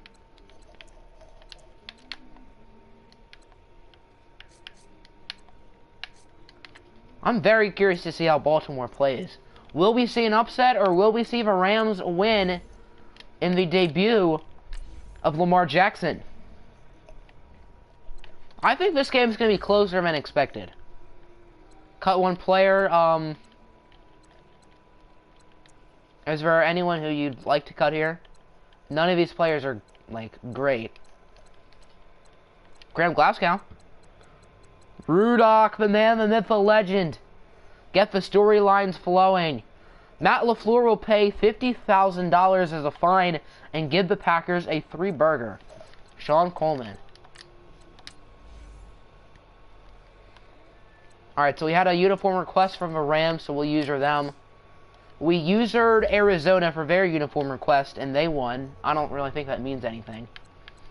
I've noticed that it really doesn't matter who you user. You got to do what the Saints did, and that's root and riot. Obviously, the Saints got messed up by a bad call. Cough, cough. Nickel Roby-Coleman. Alright, here are the mustard jerseys. Oh, yeah, all yellow. Let's do it. Replay the game from the point of the false call. That'd be a whole half. I will we'll figure out a fair punishment that doesn't really punish the Cardinals too bad, unless Nick actually did cheat, which he probably did. 58-47. Are we the team with 58? Wink, wink. Wink, wink. I wish. Now we might have to play Murray State. I don't want to play them. Because I don't think Murray State's going to be a 15 seed. I think it's more likely they're going to be a 13 seed. Now Colin must cry. Did I move Ruben Foster? I think I did, yeah. He's at 97. Dear goodness. Kyle Fuller, 3 interceptions. That's pretty good. AJ Boye with 1. Whenever we watch for Rams, they always get so many interceptions, especially Patrick Peterson. Hey, look, Tavon Wilson. Go Lions. I guess for RMP, go Illinois. Ravens 2-5, trying to save their season. Rams 4-3, trying to get back in the win column after a bad loss to Arizona. Murray State will be at 12. Well, hopefully we're not a 5 then. Well, then if we're a 4, we could have to play them in round 2 if they win. That would suck. Alrighty, welcome to MT&T. Is that what it's called? MT&T Bank Stadium? I think. As we have the 4-3 LA Rams taking on the 2-5 Baltimore Ravens here for some OFL Week 9 primetime football. Lamar Jackson's debut as a Ram, taking on one of his former divisional foes. Got the all-mustard jerseys, Ravens wearing their white jerseys, with Robert Griffin III getting the start today. Max Unger did retire, I heard that. I didn't know he still was a contributor for them, but okay. As there is that Lorenzo Molden getting a extra special celebration? Melvin Gordon, the new acquisition, I think might be his second game with the Rams. Last week, 10 carries, a $115, and a touchdown. Gordon's been very productive this year for the Lions before getting traded to the LA Rams. The Rams also have just acquired Paris Campbell from the Browns. The Browns received Jacoby Brissett, Marquise Lee, and a 4th-round draft pick, I believe. As it looks like the Rams will be getting the ball first in their high-octane offense with the reigning OAFC Offensive Rookie of the Year, I think, Lamar Jackson. As whoever the Ravens kicker is set to kick it off, we are underway. You did not deserve to win at all. Those jerseys are very interesting. I think they honestly look good in the purple end zone, to be honest. And here comes out number 12. I changed his number. I guess that was on the previous save file. So I would change his number after this game. If you lose, it'll be because Lamar is wearing number 12. Definitely. Here's the Rams offense led by Lamar Jackson in his first game as a Ram and his only game wearing number 12 for the Rams. Let the Packers force win their non-user game. I don't really want to make that big of an impact. I was thinking that, but I mean, there's still a chance Arizona would have won regardless. As I believe that's Brandon Oliver on the run. Rams starting lineup. Kelvin Beachum, Patrick Omame, Brett Jones, Forrest Lamp, and Marcus Gilbert. Skill position players, Jamison Crowder, Brandon Oliver, Melvin Gordon, Cameron Brate, and Marvin Jones Jr. Go Lions. Barkevius Mingo with the tackle, one of Nick's favorite players most likely. Setting up a 2nd down and 5. Jackson and I think Brandon Oliver again in the backfield. Jackson looking to throw it. Jackson up the middle just a little. His first pass as a Ram goes for 12. Caught by Jamison Crowder, who had a good week last week in the loss to the Cardinals. 8 catches, 77 yards, and a touchdown. And he's had quite a good season. 5 touchdowns. Melvin, I can check. I'm pretty sure Melvin's starting, but I can check. Because I am using the Rams, so technically I can change it. Yep, Melvin's starting.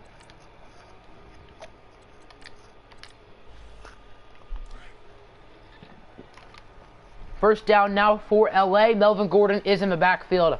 I can tell by the hair. It's Jackson. Play action. Rolling out. He likes to run with it, and Jackson slides at the 49 for a gain of 7. He played the first half of a drunk quarterback. Yes, he did. Or maybe Shaquille Griffin was doing steroids. I don't know. 2nd down and 3 now at the 49 for Los Angeles. For offense off to a solid start. Of course, Jackson was drafted by the Ravens in real life, but with the fantasy draft was never a member of the Ravens. As he finds Josh Doxson, who gets the boom laid on him, incomplete, setting up a 3rd down and 4. Ravens defense. They got Taco Charlton, Ndamukong Suh, Gerald McCoy, and Derek Barnett. Clay Matthews, Eric Kendricks, and Lorenzo Malden IV.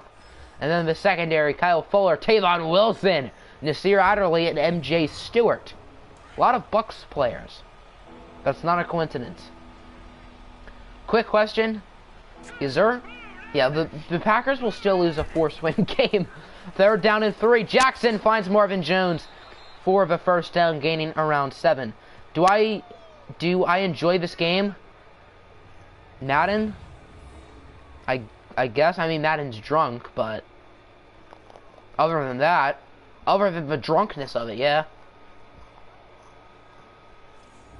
Rams got a Lions player on offense. Ravens got a Lions player on defense. So, Lion versus Lion crime.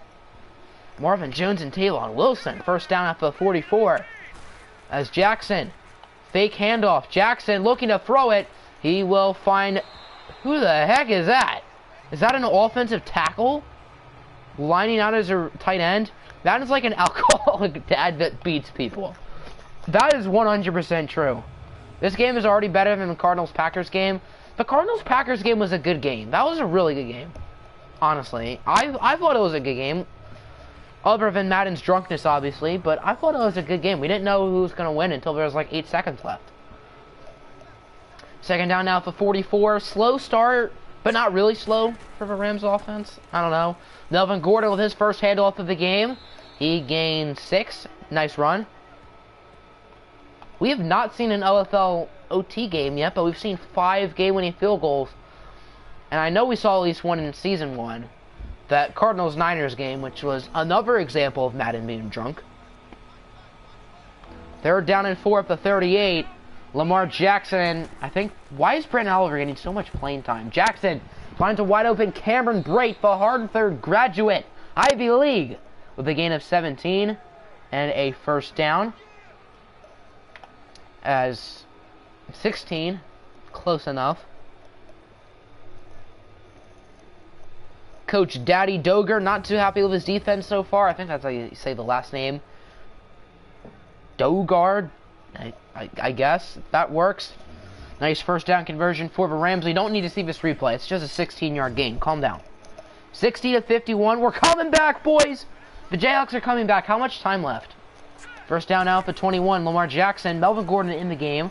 He's going to dump it off short for Gordon. But the play is read like a book by whoever number 51 is. For a loss of 2. That was only a loss of 2? I thought it was more like 3 or 4. 6:44. We can come back if Quentin Grimes decides to be consistent, and if Dedrick Lawson, if Daddy Dedrick can put the team on his back.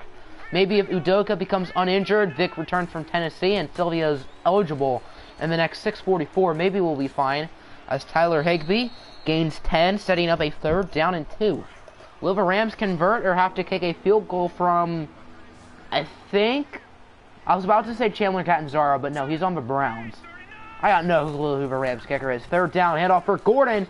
Gordon with a nice run, gaining only two or 3, but still a first down.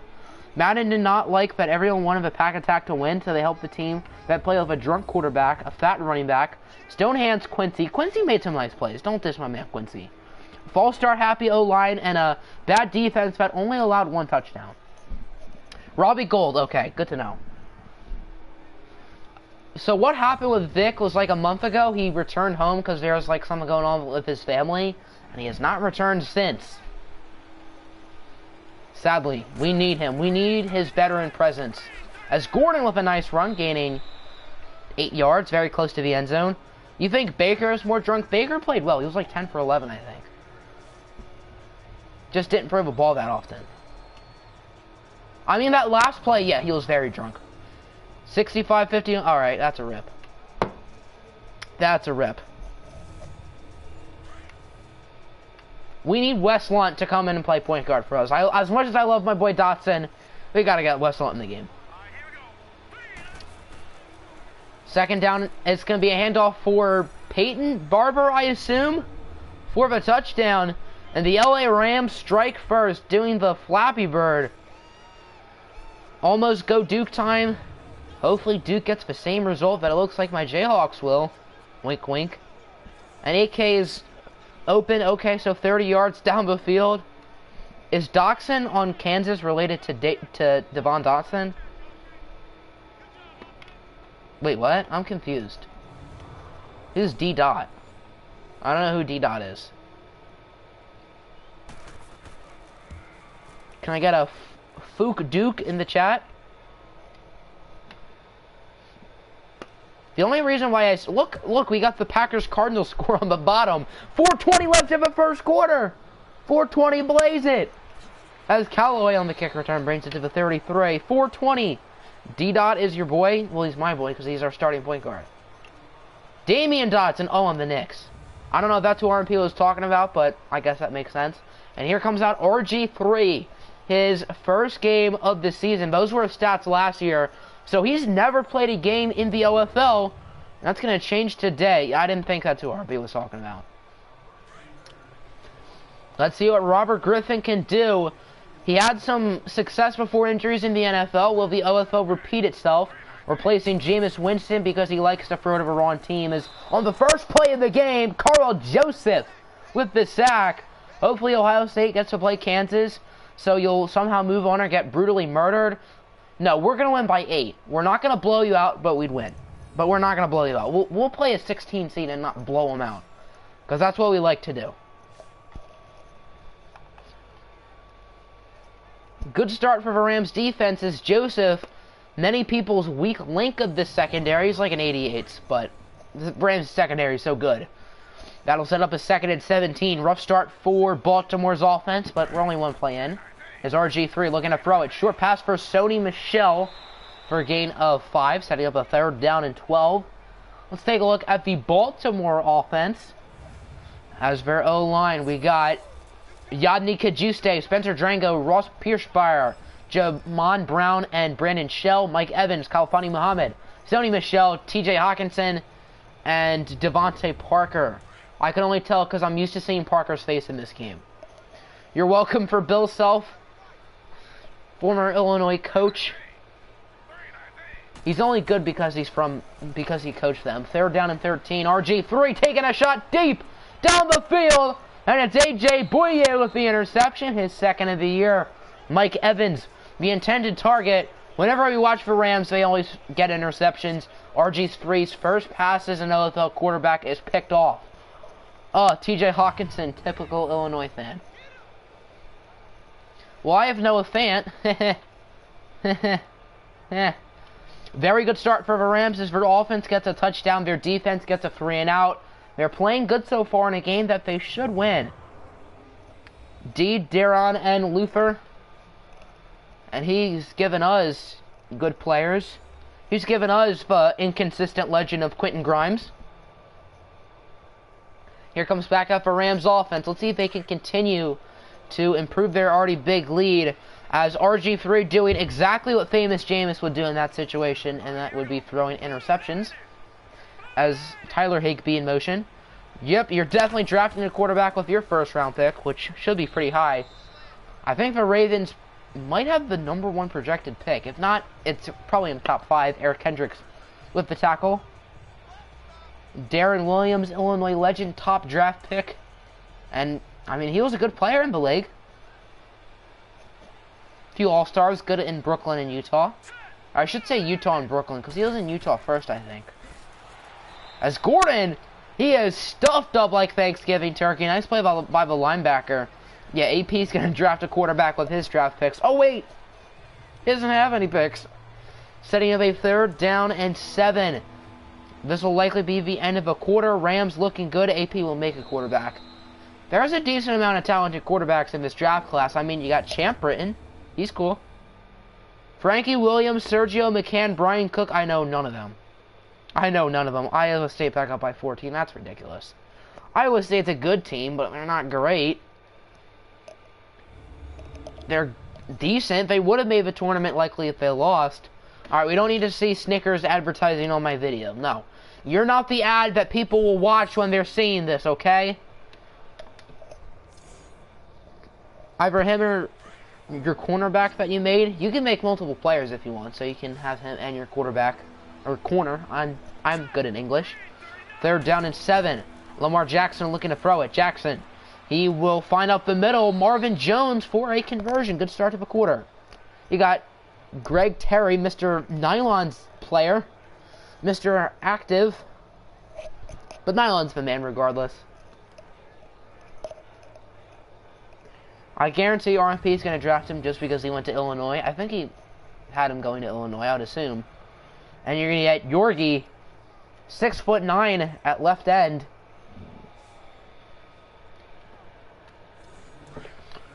First down now for 42.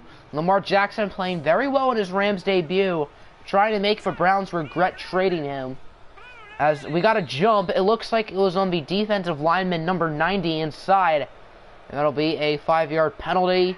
And the Rams get half the distance to the first down marker. Ndamukong Suh is the one with the play. Would have been a Ram in real life had not the fantasy draft been when it was. Sort of like Lamar Jackson in a way. Suh taking the full blame. I know he won't be taking the blame when he's stepping on the Rams running back in the third quarter. As handoff for Brandon Oliver, who's gotten a majority of a workload today rather than Melvin Gordon. You're happy the Cardinals won? Yeah, that definitely benefited you guys since Eifert played well and the other guy, Brady, you traded, played well. So I guess that makes you feel good for giving them that. And division. Got AP at quarterback. Jameis, fun name, at cornerback.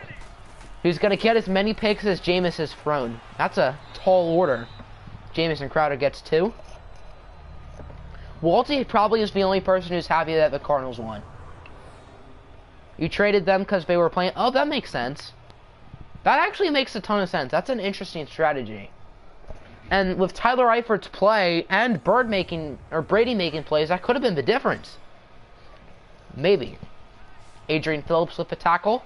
Rams playing very well up to this point. They've played pretty much a perfect game. As fake handoff for Melvin Gordon. Jackson has Gordon wide open, but he's going to take a shot for Higbee, who's wide open, and Tyler Higbee gets 22. Fun. We've been lied to. Walter is lying to us. Ban him. No, just kidding.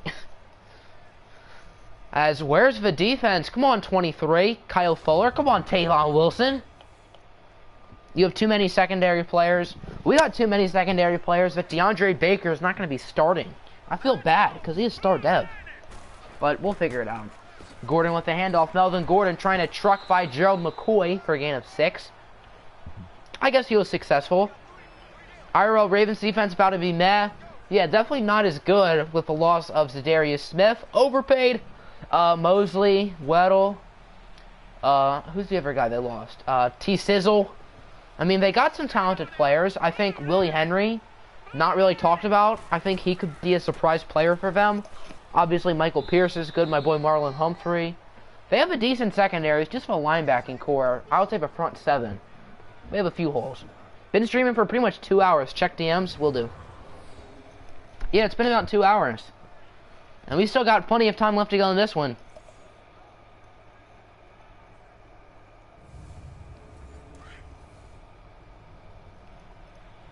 Ravens need DK Metcalf. Yes, they do. That is a really sick logo. I like the stars. I think that's a nice touch, AP. As Oliver, nice spin move, gaining 9. I stream every other weekend. Yes, that is playing with the OFL. However, with Westlake and the Dolphin series, or the Dolphin seasons, both of them are nearing a close. I assume one of those, most likely Westlake's off season, will be next weekend. And then the Dolphins maybe the weekend after. So a bunch of streams coming up. And obviously in 2 weekends, that'd be 13 of the LFL. As Melvin Gordon brings it to the 1. If DK Metcalf got drafted by the Ravens, that'd be ridiculous. And my mock today, I had him going 3 to the Jets, which could be a little bit high, but it doesn't hurt to get another receiver for Darnold. Especially with his talent. Is Barber with his 2nd touchdown of the day. Peyton Barber, 2 carries and 2 touchdowns. So he got a flag. Will this one be called back? Cardinals are 6-3. Falcons are 5-3. Cardinals are better. Reading the comments was fun. Yes. Forrest Lamp is one with the penalty. It's a holding penalty, so it'll be brought down at the 11. I saw one comment that says I'm the dumbest person ever. I didn't know 4.0 GPA was dumb, but okay. Lamar Jackson hands it off for Melvin Gordon, and Gordon makes up a lot of those yards. He brings it back to the 1 for a gain of 10. So week 10 would be like, yes, week 10, there's going to be one game, and then all of the scores will be recapped. So that's pretty much how the regular episodes go. Which will likely, usually the weekday episodes are on Tuesday, and then the weekend ones are on Saturday. However, it can change. It could always be Sunday or Wednesday or something, depending on the other uploads. 6-2, but you're trading older players. The young guy's going to get the chance to win as Marvin Jones with a touchdown. Rams extend their lead. Very good start for them. Lamar Jackson's playing very well in his debut. This Rams team is scary, trying to make the OFL Bowl again, like they did last year with Jacoby Brissett. Do we vote on the video game? Yes. So, obviously, it'll only be one game instead of two, but it'll be a poll with voting and stuff, like the stream game. So it's very similar, but just obviously the stream and the video are different. But other than that, the voting process, the pick'em, all of that stuff is the same. And we recap scores in the stream too. So pretty much the only difference is that this is live and we do 2 games. So Rams 14-0, looking good. Ravens offense knows they need to rebound. They've had, what, 3 plays so far? And there's 2:37 left until halftime. Got to see some improvement for RG3, who's thrown 1 pass, which was picked off. You joined right when your team had a bye. I've noticed that a lot of users who have joined the past couple of weeks, their teams have had byes right when they join, which is funny. I know Pride's Vikings had a bye week last week, so this is Pride's Vikings' first game with him as coach. Is Devontae Parker, Dolphins series legend, with a nice gain for a first down, for Ravens' first down of the day. Don't make you start Tannehill. Uh-oh. And if Tannehill sucks, will Jameis Winston have to start? Or, not start, but play, I guess. If the Falcons played today, they still would have lost. I mean, the Falcons... Oh, no, the Falcons have a bye week. That's right. I wonder when the Cardinals' bye week is yet. They haven't had one yet. I think most of the users have had one, but I know Arizona hasn't. Why would you start RG3? Because Winston was playing really bad, and low-rated quarterbacks don't seem to be as bad as you think. Obviously, you can ask RMP with Wes Lunt. We'll start a punter if we have to, yeah. We're gonna start our punter Van Haskins and see if we still lose to, or if we still beat San Fran.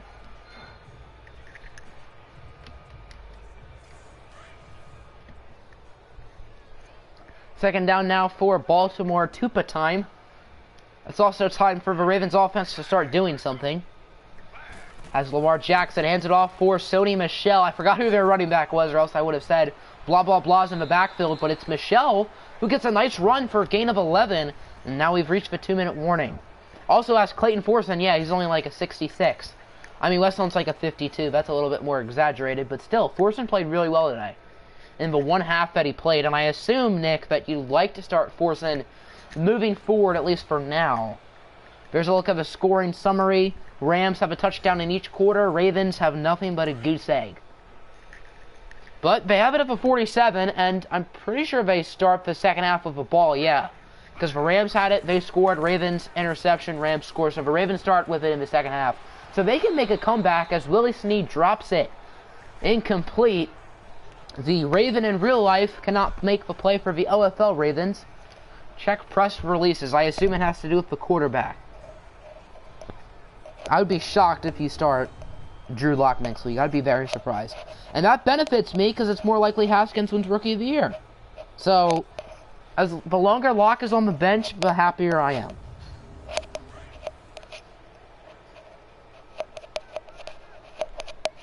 Let's see. Yep, Clayton Forson is starting, not chalking. Second down up at 47. Robert Griffin III will find TJ Hawkinson his first catch of the game.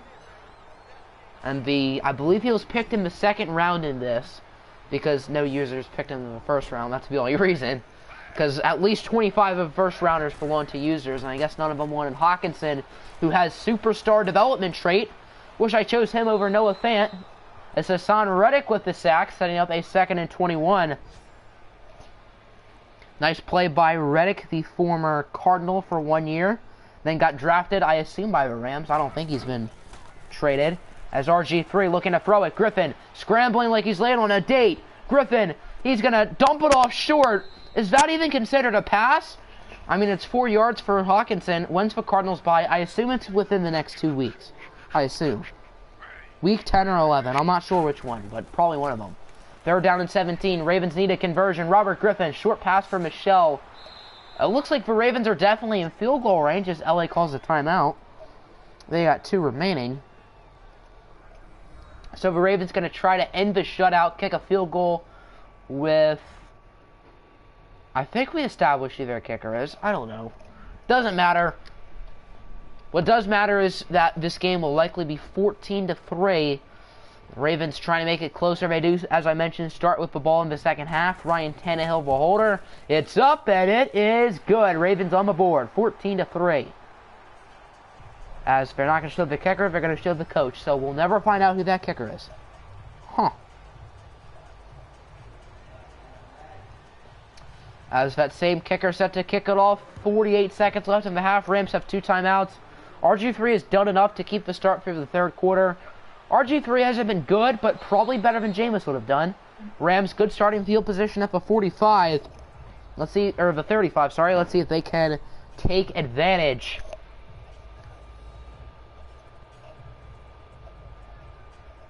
Melvin Gordon on the season, mostly with the Lions. Only 1 touchdown, but he's still been pretty good. I would assume that's a high yards per carry, probably at least 4. As on first down, Oliver and Jackson in the backfield. Jameis would have had 3 interceptions in 2 possessions. He would have found a way to do that. As Brandon Oliver on the run, gaining 10. Rams call a timeout. They're down to 1. A little bit surprised they ran it, but 10 yards is not bad, I guess. They got 1 timeout. Good field position. Iowa State wins. That's just great. We suck. We will not make it out of the Sweet 16. We are going to lose to that 1 or 2 seed, whoever we play. Or maybe some upset team. Team Toxic Akbach. No, I won't go that far.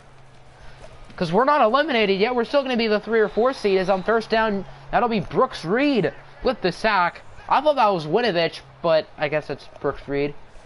They both got luscious blonde locks. Sound like anyone that we all know. As the Rams call a timeout, 21 seconds left in the half. They are now out of timeouts. So they're going to need some luck if they score again and remake it a 14 or maybe an 18-point lead, depending on if they get a touchdown, which is unlikely, but anything's possible. Iowa State beat us, so anything is possible. 78-66. That's disgraceful. There's Lamar Jackson looking to throw it. Jackson connects with Cameron Brate, only for a gain of 8. Rams don't look like they're in a hurry, so that'll likely end the first half. Your score, Los Angeles 14, Baltimore 3.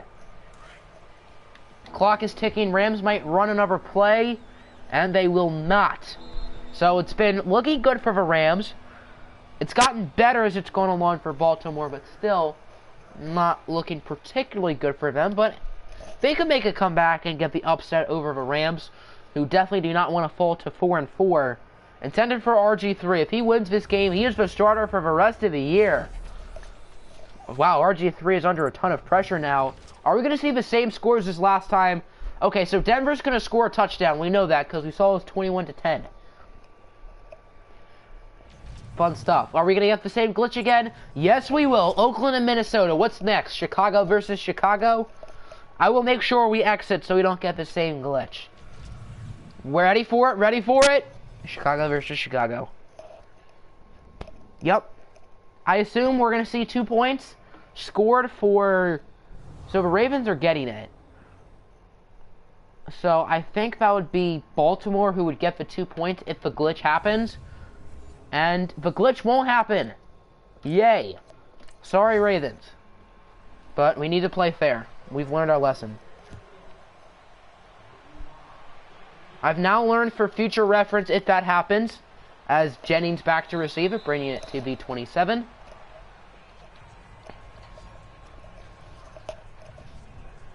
We don't want to exploit Madden too badly. First down at the 27 for Baltimore, RG3. has a big incentive on the line if he wins this game. He's going to need help from his defense, but he can help himself, obviously, as Michel's second handoff of the game loses to. Brought down by Adoree Jackson, the former Cleveland Brown, and I guess in real life Tennessee Titan. The Rams have allowed 9 rushing yards so far today on 2 carries. Very impressive. Mainly because that they have controlled time of possession. The Cardinals controlled time of possession and they won, so let's see if the Rams can do the same, as I thought that was about to be picked off, but instead, it's a gain of 7-4. T.J. Hawkinson, his 3rd catch of the game. Had that happened, Cardinals would have got 2 points. Ravens playing the Rams. No, the Ravens would have got the 2 points because the Cardinals received it in the start of the second half. And the Ravens did, so the score would be 14-5 had it been for the glitch. Had this game not been voted as prime time, it'd be 14-5. Or maybe the score would be different. Maybe Madden would change it up. I don't know. That scared me. I thought that was going to be an interception, but it wasn't. 3rd down and 3. Can Baltimore convert? Robert Griffin III sailing one deep, and he has a wide open man. That's Mike Evans. And Evans will take it all the way to the 8-yard line before being tackled by Boye. Big play right there for Mike Evans. An absolute dart from RG3. What a pass. Best pass of the day. Evans burned Pat Pete. Peterson is fast enough to get to him, but still a big play nonetheless. Go Noles. Yeah, let's go Seminoles. They upset Virginia. Why can't they upset Duke? Anything's possible. Just like a potential Raven comeback. As we're likely going to make it a 1-possession game. That's Evans' first catch of the game for 58 yards. 1st and goal. Robert Griffin III looking to throw it. Griffin finds. It's intercepted! Whoa! Tyrann Mathieu, the Honey Badger, is the one with the play. And the Ravens find a way to mess it up. Who is AOC? Obviously, you got Zion, RJ Cam, Trey Jones, Marcus Bolden. But who is Alex O'Connell? Is that his name? Is that his name? Off of the bench? The big play right there for the Honey Badger, eliminating the hope that the Ravens fans just got. Big play for LA. The Rams' 2nd interception in the game, as they have definitely the most fierce defense, or fierce secondary at least, in the OFL. Alexandria Ocasio-Cortez. Cortez Ford. Alex O'Connell's your 2nd favorite player. Bolden's hurt. Who's their starter at center? Javan Delorier, is that his name? Send the punter out. I think I can send all the quarterbacks and then either the kicker or the punter. The good thing about NCAA is you can play any player at any position. So theoretically, if I wanted to put like McNamara or Michael Wilson at quarterback, they both can throw. They were athletes in high school. As Nasir Adderley and number 24, I think that might be Kyle Fuller with the tackle. Who's that? Either Higbee or Brait with the catch. A white tight end. 2nd down and 2 now for the Rams, trying to get out of this safety zone, but it's definitely worth it to get the turnover, obviously. As Lamar Jackson, fake handoff, kind of. Jackson, short pass for Peyton Barber, who is wrapped up like a Christmas present, losing 2 yards. Setting up 3rd down and 4. Big play right here for the Ravens defense. They know they need a stop. Jackson and Barber in the backfield again. As Griffin under pressure finds Marvin Jones. Jones with a 1st down, gets by Kendricks, and gains 23 before being brought down by 23. Big play for the Rams, keeping the drive alive. Lamar Jackson, 13 for 15, playing really good football. He has been very good. I know that the Rams do not regret making the trade. So we got 10 viewers in the stream. Good stuff, fellas. Jamison Crowder up the middle for a gain of around, I believe that would be 17 yards. 1,090 likes, 10 subs away from 1K or 1.1K, and we got a dislike. Probably a hater from a mock draft, I would assume. So that's fun. We've reached the halfway point here in the 3rd quarter. MJ Stewart at the tackle. Rams up 14-3 as Lamar Jackson hands it off for Melvin Gordon. Even though you did not deserve to win, you got the win, so you got to do this. Are you calling your team overrated? What? I never thought I'd see the day that Nick would ever do that. 1 yard gain for the Rams. 2nd down and 9 now. As, once again, no Melvin Gordon. What is going on with him? I will make sure he's the third down running back and stuff. I mean, our backup running back, Dalvin Cook, gets a lot of playing time, but that's because he's Dalvin Cook, so he's good. As Cameron Brate gets the first down, moving the chains. Oh, you're not calling your team overrated? No, you think your team is underrated. First down from the 36. Lamar Jackson hands it off for Melvin Gordon. Gordon with a nice gain of 8. 9 carries, 47 yards. Hashtag Nick paid the refs, without a doubt. He paid the refs, he paid EA, he paid everyone. He paid them with the remaining cap space he had, so now he's broke. Making fun of people who call your team overrated. I mean, you guys are playing good ball right now. As Peyton Barber gains 3 for a Rams first down. Chains move once again. Clock is ticking. 2 minutes to go in the third quarter.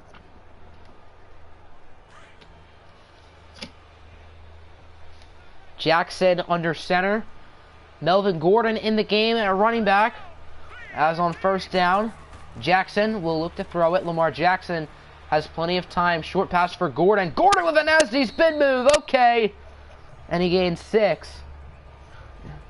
That was nasty. My goodness, Melvin. Putting that man on ice skates. You paid virtual refs. Johnny Manziel. Is Johnny Manziel joining the AAF? He should. Wait, it looked like Melvin Gordon got a foot out during this. Oh, that was his second spin. Okay. Join the fleet, Johnny. We could use you.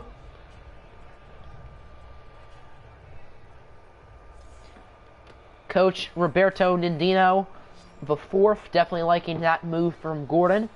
As for Rams trying to pretty much ice this game, I don't see much of a chance for Ravens come back if it's 21-3. As Lamar Jackson looking to throw it, he finds Cameron Brate. Brate trying to fight for the first down, he doesn't get it. He's tackled at the 6. Oh, they had it at the 19. I'm dumb. Manziel should join the Iron? Absolutely not. The Iron are already decent as it is. Third down and 1. Ravens defense needs to stop. Daddy Dogar has gone in the locker room and is crying hysterically in the corner. Manziel to the Stallion, says a Legends fan. Interesting, as we got a flag here. False start on the offense. I know Daddy Dugar who's crying in the locker room in the corner. I wonder who the interim coach is for the rest of the game.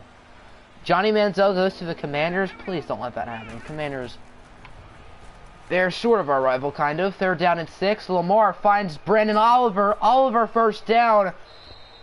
So the Rams convert despite the penalty. You got Aaron Murray. According to AP, that would be the best quarterback in the AAF without a doubt. It's a shame that won't translate into wins. Yeah. As the drive stays alive for the Rams, first and goal at the 5. Looks like they might run another play before the end of the quarter. We'll see. And will they? Nope. That's how the third quarter ends. As the score remains 14-3, no points in the third quarter. Aaron Murray is 2-0. Well, guess what? He's better than your old quarterback. I don't know. Greatest Georgia quarterback. I guess that says that Georgia hasn't had a lot of good quarterbacks. As there you can see Dogar's last moments on the sideline before making a flood in the Ravens locker room. Better than Fromm. I mean, we got to see how Fromm's career finishes out. His 1 or 2 more years, probably 1 more year. I mean, Fromm made a championship. Murray didn't. First and goal at the 5. 5 wide set. Jackson alone in the backfield. He has no friends. Jackson in the end zone finds Cameron Brate for the touchdown, and the Rams lead gets even bigger. As the Hartford grad making the play, and this game is just falling out of the hands of the Ravens. Fromm was an SEC champion for your team. If the Rams lose this game, imagine that. You have a Murray jersey.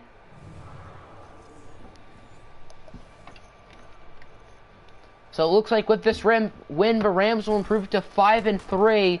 We got a lopsided NFC team with many teams trying to contend for the playoffs. So the Rams, one of them, and with their dominant victory over the Ravens. Sim time. I don't want to sim it yet, but if the Ravens don't score on this drive, we'll sim it. They got to give RG3 one last chance. You want your suffering to end sooner? depending on what happens this drive. Ravens absolutely need touchdowns or else they're screwed. What's Jameis Winston doing on the field? Is he in special teams? Why would they do that? That makes no sense. Dr. Octogonal. What's up, Kaz? Octogonal. That's what I should call myself from now on. That's what I'm going to say next video. What's up, guys? Dr. Octogonal there. That's what I'm going to do. As RG3 finds Mike Evans more wide open than a Wendy's drive-thru at 7 o'clock in the morning. Yeah, I went that late, 7 o'clock. Usually I say 5:30. I don't know why. It'd be your luck to sim and lose. If the game gets close, we'd probably hop back in. You know what? Let's just sim it now. If it gets closer, we'll just hop back in.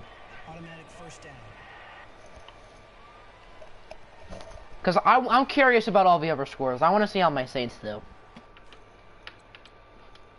We'll do normal. Change of possession.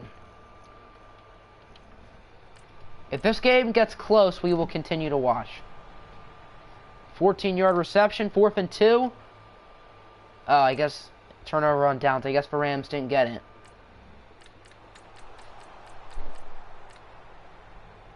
Alright, Rams ended up kicking a field goal. It's 24-3. Ravens converted, it looks like. 2nd down and 10. Solomon Thomas with a sack. 3rd down, 13 yards. 4th down, likely the game. Sony Michel only gets 2 yards. Rams just get to chew clock. Ravens have a ball back. But it's not enough. The Rams get an easy victory. 24-3. As they dominate the Baltimore Ravens in Lamar Jackson's Ram debut. RG3 with a not great performance. Very curious to see who the new Ravens quarterback will be. Or it's Tannehill, RG3, someone random.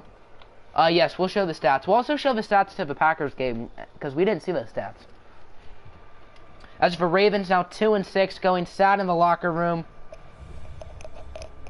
Poor Ravens. RG3 played very well, 86%. 2 touchdowns, no interceptions. Griffin threw 2 picks. Melvin Gordon, solid game. Peyton Barber with a touchdown. Not much from Sony Michel. Yeah, we can see yearly awards now. I forgot. Who's the favorite for MVP? I forget. I'll show you guys that before and after the sim. Mike Evans with some nice plays. Brait with a touchdown. Marvin Jones with a touchdown. Sacks. The only sacks allowed were by Brandon Shell, Yannick Ajuste, Ross Pierspire, Spencer Drango, and Kelvin Beachum. 9 tackles for Berkevius Mingo. Leading away for the Rams was the Honey Badger with 6. Solomon Thomas, 2 sacks. I don't think we saw either of them, so I guess they were both in the 4th. Yes, we got to change the number. Interceptions for Boye and Honey Badger, and I don't think there are any fumbles. So we're going to change Lamar's number. We'll look at the Packers Cardinals. We'll check out the yearly awards, and then we will simulate. EQ didn't catch a pass all game.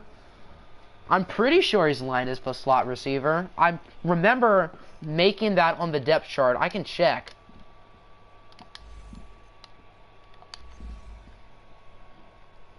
I mean, EQ's like a 66, so I guess he wasn't running his routes really well. I don't know. Oh, yeah, Michael Dixon is number 8. That's right. Michael Dixon stole RG3's number. What a fella. Paris Campbell. I think I put Campbell in the slot receiver. Maybe I didn't because we didn't hear his name at all today. So I will make those 2 changes. And obviously the Lamar one.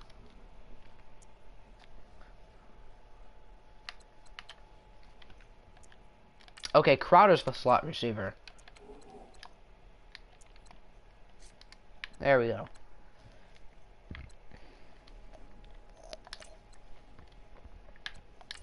Alright, now we can make Lamar number 8.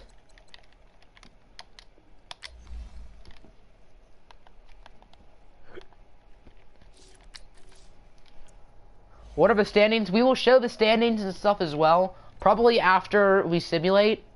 Alright, Ravens got a bye week coming up. Who am I looking at? St. Brown.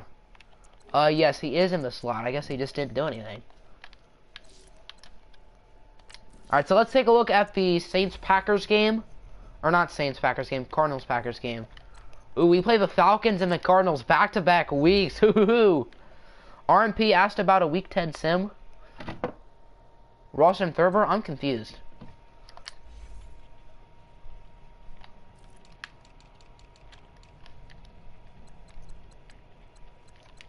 (25-24). Definitely more exciting than the primetime game. Clayton Forson played out of his mind. Baker Mayfield was efficient, 10 for 11. Only 72 yards, though. Drew Lock, 2 pick sixes. 5-3, third in your division. That's a tough division with Arizona, and I think Seattle's decent. San Fran is the user killer. Hopefully not today, though. Tyler Eifert played very well. 5 for $106 and a score. Tyree Brady, 2 for 40. 2 sacks allowed by Taylor and DeCastro, 1 for McGlinchey. 10 tackles for Landon Collins, leading for Arizona was Adrian Amos with 6. 2 sacks for Sweat and Polite, 1 for Nicholson, Fitzpatrick, and Davenport. 2 interceptions, of course, by Shaquille Griffin, both of which were pick sixes. We didn't have any fumbles, did we? 1 forced by Blake Martinez. Oh, shoot, I didn't mean to do that. Okay, so, we're still live, right? I accidentally made a silly mistake. Are we still live? Okay, we're good. Okay, phew. I thought I was recording a clip, so smart me. Alright, let's take a look at the awards currently. Hopefully Brissett did good. I mean, the Bengals aren't too good, so let's see. Aaron Rodgers, the favorite for MVP. Case Keenum in second. Jimmy G, Lamar Jackson, Tevin Coleman, Baker Mayfield, Drew Lock. Big Ben, Coach of the Year. Is it a user? Yes, it is. Matt LaFleur. John Harbaugh's on the Chiefs now. Roberto, DeAndre Phoenix, Future, Stupid, Colin Mentor. Offensive Player of the Year, Case Keenum in the AFC. Defensive Player of the Year, Jake Ryan, who I think just signed with San Francisco in real life.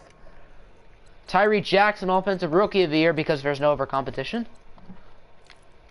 Khalil Hodge, Defensive Rookie of the Year. Best quarterback, Aaron Rodgers. Jacoby Brissett in 7th. Nick is the Coach of the Year. I believe AP actually won Coach of the Year last year, so he has the highest legacy score out of everyone.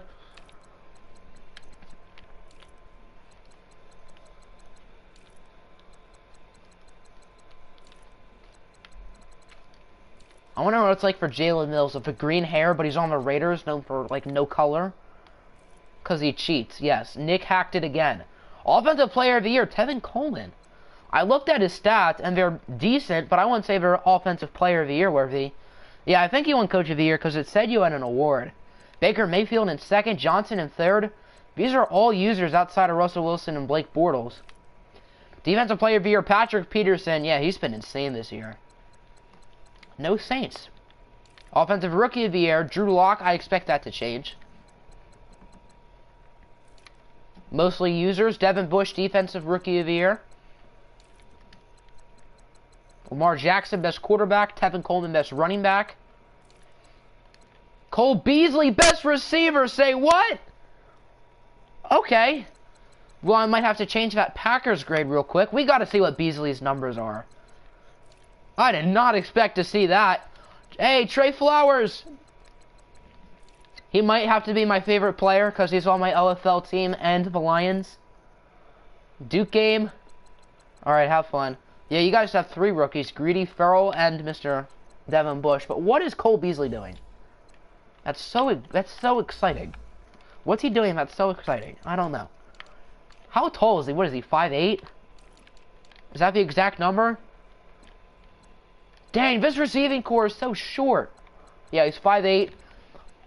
I guess that's a good year. Only 62.4 yards a game. That's not that crazy. But a lot of touchdowns. Can I get a Fook Duke in the chat, everyone? Alright, time to simulate. Let's beat the user killer. 6-2, come on. Come on, let's do it. 6-2. Go Nose, go Nose. Go Nose, no. Go Knowles, baby. Come on, get the win. 34-7. Gee whiz, we killed him. Okay. Okay. You beat the user killer twice. Did you? I think you did. Alright, we're going to look at all these games, starting with our big win over San Francisco, 34-7. 17 points in the first quarter. Solid game from Dwayne Haskins. Not too great. Rushing the ball, Le'Veon Bell went off. Odell Beckham with a touchdown, not bad. 6 catches, 89 yards. Riley Ridley with 1 catch, 73 yards to the house. Blocking, 2 sacks allowed from Price, 1 from Ramczyk. Tackle leader for us was Denzel Ward. Stephon Gilmore in his debut with an interception. Donald with 2 sacks. Garrett with 1.5. Devin White with a half. Gilmore with a pick. Marvell Tell also had a pick. No fumbles. Did you win? We'll find out. Alright, Vikings in their first game with Coach Pride win 38-7 over the Raiders. Andrew Luck, like always in this series, has had a pedestrian game. Man, he played terrible. Why does Andrew Luck suck in the sim?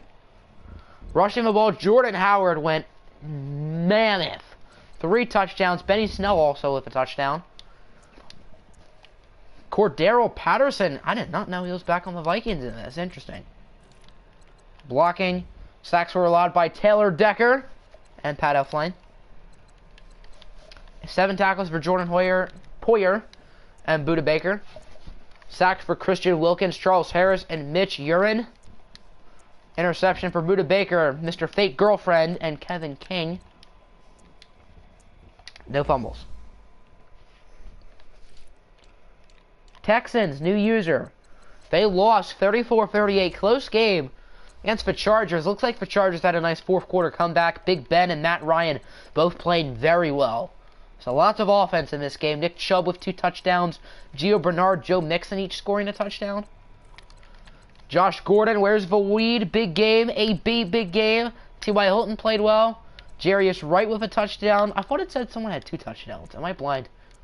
2 touchdowns for Torrey Smith. Sacks were allowed by Garrett Bowles, who was supposed to be a Falcon, but due to cap space reasons is not. George Fant, Spencer Long. It's 14 tackles for Hitchens. Sacks. 1 for Steve McClendon. That's it for Houston.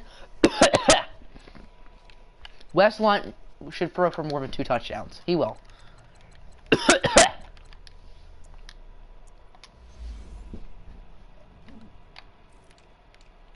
The Steelers, they ended up beating the Colts 23-17, so it looks like a pretty close game. It went into overtime. Okay, Aaron Rodgers and Mitchell Trubisky both playing pretty well. Darius Geist, Todd Gurley, each with solid performances. Is Octa sicker as you? No, I just had 2 random coughs. Can I get an F in the chat for RMP sickness? Travis Benjamin, good game. Juju, 2 scores. Jordan Matthews with a touchdown. George Kittle with 1. 4 sacks allowed by Alex Bars. Oh, dear. Oh, dear. Marcus Williams, 10 tackles. Sean Lee, 9. 2 sacks for Mike Daniels. 1 for Chase Allen. 1 for Nick Perry. Fletcher Cox. Daquan Jones. Vernon Butler. Half a sack for Matt Judon. And Rashawn Golden. No interceptions. Any fumbles? A fumble forced by Demarius Randall. Looks like it's recovered by the Colts. Redskins. They lose to New England 21-10, so the Patriots get 2 straight wins. Interesting. As Tyree Jackson with an okay game, C.J. Beathard, meh. As for replacement for the injured Brian Lewerke, running the ball, Josh Jacobs with a touchdown and his horrendous yards per carry. Ronald Jones, meh. Patriots, I believe, have 3 wins now. Tywan Taylor, pretty good game. Trey Burton with a touchdown. Sacks allowed, 2 for Charles Leno and Damian Prince, 1 for Tariq Cole, Quentin Nelson, and Andre Dillard. 10 tackles for Jordan Hicks. Leader for New England was Vontez Burfict with 6. 2 sacks for Jordan Williams, 1 for Jordan Hicks, Michael Pierce, Derek Morgan, Emmanuel Ogbah. Have a sack for Jason McCourty, Danny Trevathan, Adrian Claiborne, and Malik Jackson. No picks, any fumbles. Wrong stat. Fumble forced and recovered by HaHa Clinton Dix. Why do you have to go to the Bears? Panthers, do they get the win? They do. 23-21 over Philadelphia Eagles. Wes Lunt did not have a great game, but Kirk Cousins was worse, so I guess there's that. Running the ball, David Johnson played phenomenal. Kareem Hunt, Tariq Cohen, each solid games. Receiving, not much for either team. Will Fuller with a touchdown. Julius Thomas with one. Blocking, 2 sacks allowed by Jonah Williams, 1 for Costanzo, Michael Jordan, Leary, and Trenton Brown in his Panther debut. 11 tackles for Chidobe Awuzie, 6 for Kenny Clark. I don't see Devin Bush up there. 1 for Michael Kendricks, DeMarcus Lawrence, DeAndre Walker, Calais Campbell, Roquan Smith, Cliff Averill. Interceptions, a bunch. Roquan Smith, Jonathan Cyprien, Jalen Watkins, Jamal Adams, and Quandre Diggs. Packers, we know, Lions end up demolishing Kansas City 27-3. Come on, Kerryon. Jared Goff in his Lions debut with a solid game. Phillip Rivers threw 3 picks. Running the ball, Duke Johnson, 2 touchdowns. Kerryon, 2 for 8. Receiving, Kendall Wright with a touchdown. And that's about it. Blocking, sacks allowed by Russell Okung, Ben Jones, John Jerry, Brandon Linder. Defensively, 9 tackles for Jake Ryan. Leading play for Detroit was Kenny Vaccaro with 8. Leonard Floyd, Coney Ely, Uchenna Nwosu, Kerry Hyder, all of sacks. Interceptions, 2 for Big Play Slay, 1 for Kenny Vaccaro. The Giants lose to Miami 10-7, very low-scoring game. As looking at the stats, Patrick Mahomes didn't do too much. Sam Darnold with 2 interceptions. Running the ball, Derrick Henry with a touchdown. Marlon Mack with a touchdown. TJ Jones with a big game, 8 for 109. Mohamed Sanu, pretty good. Blocking, 3 sacks allowed by Jake Matthews. 3 allowed by Nate Solder. 1 allowed by Rick Wagner, Zach Fulton, Alec Eberle, and Zach Parker. 9 tackles for Josh Norman. 9 for Trey Lamar. 3 sacks for Deion Jordan. Funny that he's playing for the Dolphins. 2 for Shaq Lawson and Trent Murphy. 1 for Leonard Williams, Dante Hightower, Jordan Jenkins, and Ed Oliver. Interceptions, 1 for C.J. Mosley. I was about to say, funny that he's on the Dolphins in real life, but he's on the Jets. Good job, me. And then 1 for Aaron Colvin. The Falcons had a bye week. We saw the Eagles. We saw the Colts. We saw the Cardinals. Bucks end up losing to Seattle 24-6. Again, have a player stats. Russell Wilson, 3 touchdowns and a pick. Will Greer, no touchdowns and a pick. Not much from either running game. Golden Tate, 2 scores for Seattle. Touchdown for Jimmy Graham. Blocking, 2 sacks allowed by Brandon Parker, 1 by Lyle Collins. 12 tackles for Whitney Merciless, 10 for Telvin Smith. 2 sacks for T. Sizzle, half a sack for Darren Lee and Jerry Hughes. Interceptions. 1 for Malik Balls Deep and Hooker. And then 1 for Delvin Breaux. The Browns and Jacoby Brissett's debut get the win 35-17 over the Cincinnati Bengals. Looks like the Bengals got off to a hot start, but Brissett, 3 touchdowns, 90%. My goodness, he played well. Nick Foles with a pretty good game for Cincinnati. Christian McCaffrey with a nice game. Latavius Murray with 2 touchdowns. Charles Clay with 2 touchdowns for Cincinnati. 2 touchdowns for Josh Reynolds. Touchdown for Deshaun Blaylock. The Indians got cargo? Did they? Sacks were allowed by David Bakhtiari and Gabe Jackson. 10 tackles for Justin Houston. Leader for the Browns was Kevin Byard and Mark Barron with 6 sacks. 1 for Vic Beasley and Michael Johnson, and I know there were no interceptions. And then the Bears had a bye week, so that's all the users, right? I didn't miss anyone? Other than Atlanta, who had a bye week? Yeah, I don't think I missed anyone. So we'll take a look at the yearly awards, and then that'll be it. Oh, standings, that's right. We gotta look at standings. Browns 7-1. Let's look at the AFC North. Both Cleveland and both Cleveland and Pittsburgh are 7-1. Bengals and Ravens bringing up the rear. AFC South got 2 4-4 teams in Houston and Jacksonville. Titans and Colts 2-6. In the AFC East, everybody is 3-5. What a weird division. Broncos 6-2, Chiefs 5-3, Raiders and Chargers each with ties. And the NFC North, Bears 6-2, Packers and Vikings 4-4. Lions 3-5. In the South, Saints 6-2. Falcons 5-3. Panthers 3-4-1. Bucks 3-5. In the East, Eagles and Redskins each a game behind Dallas. Giants are 2-7. And then in the West, Cardinals are 6-3, just behind Seattle, and the Rams are 5-3. Looking at the seedings, I believe the Browns will be the 1 seed, Denver would be the 2, Houston would be the 3, the Dolphins would be the 4, Steelers would be the 5 seed, and the Chiefs would be the 6 seed. And then in the NFC, Bears would be the 1 seed, Saints would be the 2, Seattle would be the 3, and then Dallas would be the 4, Cardinals will be the 5 seed, and then either the Falcons or the Rams will be the 6 seed. So the NFC should be very interesting, and so should the AFC. In the last 8 weeks of the OFL, we'll take a look at the yearly awards, and then that'll do it. MVP still Aaron Rodgers. Dwayne Haskins now in there. Jacoby Brissett in at 9. Coach of the Year still LaFleur. Nope, Sean McVay. No stupid though. Aaron Rodgers. Jake Ryan, Tyree Jackson, Khalil Hodge, A-Rod, Todd Gurley, Juju, Tyron Smith, Malik Jackson, Jake Ryan again, Josh Jackson, Giorgio Tavecchio, I think I said that right. And then in the NFC, David Johnson, Le'Veon in 2nd. Telvin Smith, Gilmore and Donald in there for us. Offensive Rookie of the Year, Dwayne Haskins, baby. No Clayton Forson just yet. Devin Bush still Defensive Rookie of the Year.